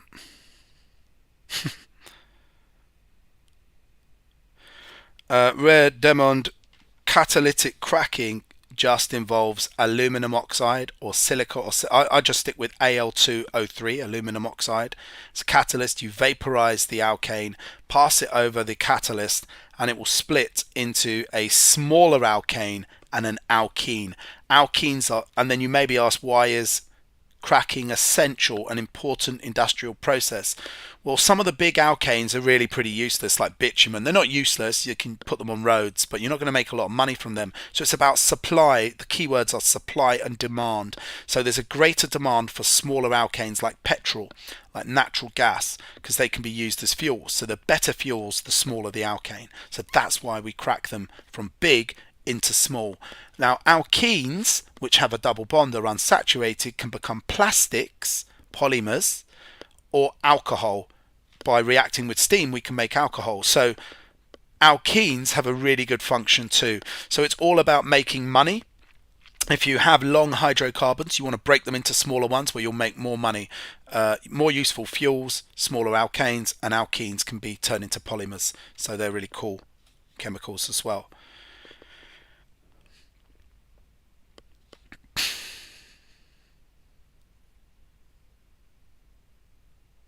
Yeah, Johanna, I'm going to finish now, by the way, because I am whacked. So, yeah, I'm ending the stream. All right. Nice one. Thank you. Everyone needs to get to bed. So, take care, guys. And good luck with your exams. Physics on Friday. Most of you, unless you've got further maths the week after, most of you are nearly there. So, just keep plugging away. Keep giving it your best. Like you've been revising on the stream tonight. So, well done, because that means a lot of you have still been putting in the work.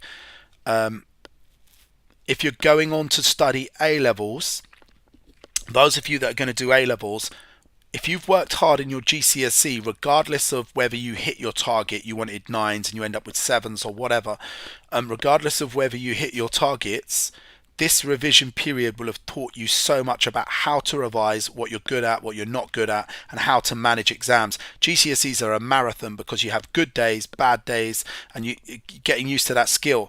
Now, A-levels are different. They're not as hard as GCSEs in terms of a marathon. They have a lot less exams to do. When you go to university, it goes back to being like GCSEs. So at the end of the first term, you have 9 exams, and you have 2 lots of exams every year. So these GCSEs and the way you work through them will really count you for that, the way you're able to divide your time. By the way, over the summer, I'm going to be doing 4 people that are going on to take A-level biology or chemistry, I'm going to be doing like lives once a week on chemistry and A-level biology, where I'm going to be doing introduction. So I'm going to teach a lesson on it. It's going to be slightly different than this, because this was ask any question and just kind of me waffling with a bit of pen.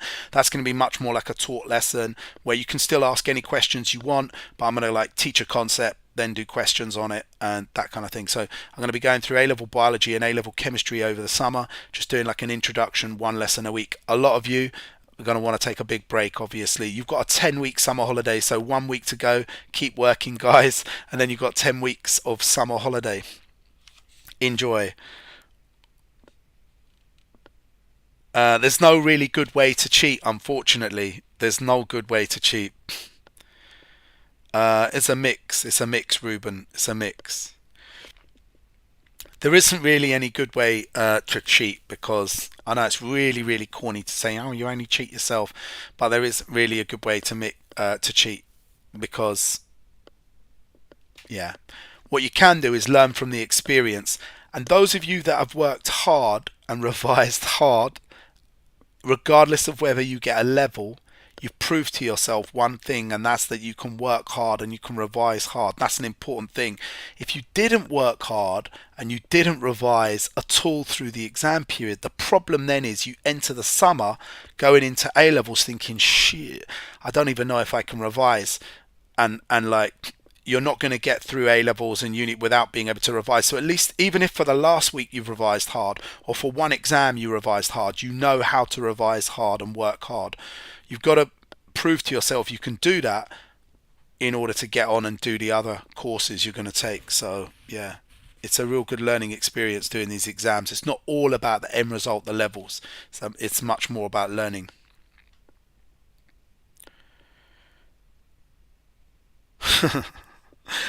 Yeah, yeah. The only problem there is, if you try to use ChatGPT to answer the questions, you've got to pull out your phone, and obviously, phones are going to get you kicked out the exam hall. So, yeah. All right. Nice one, guys. Take care, and good luck. And yeah, I will be doing a live for physics. I'll probably be doing one before Thursday night, but I will do one on Thursday night. I'll be going live for last minute physics revision. And just good luck. Keep revising, keep working hard. And those of you that are doing A levels, check out my lives over the summer holidays. If you're not taking a well-deserved rest, which you should be, I should really say don't check it out. But if you want to get ahead, you can check out the lives. I'm going to do introduction lives. All right, nice one, guys. Take care.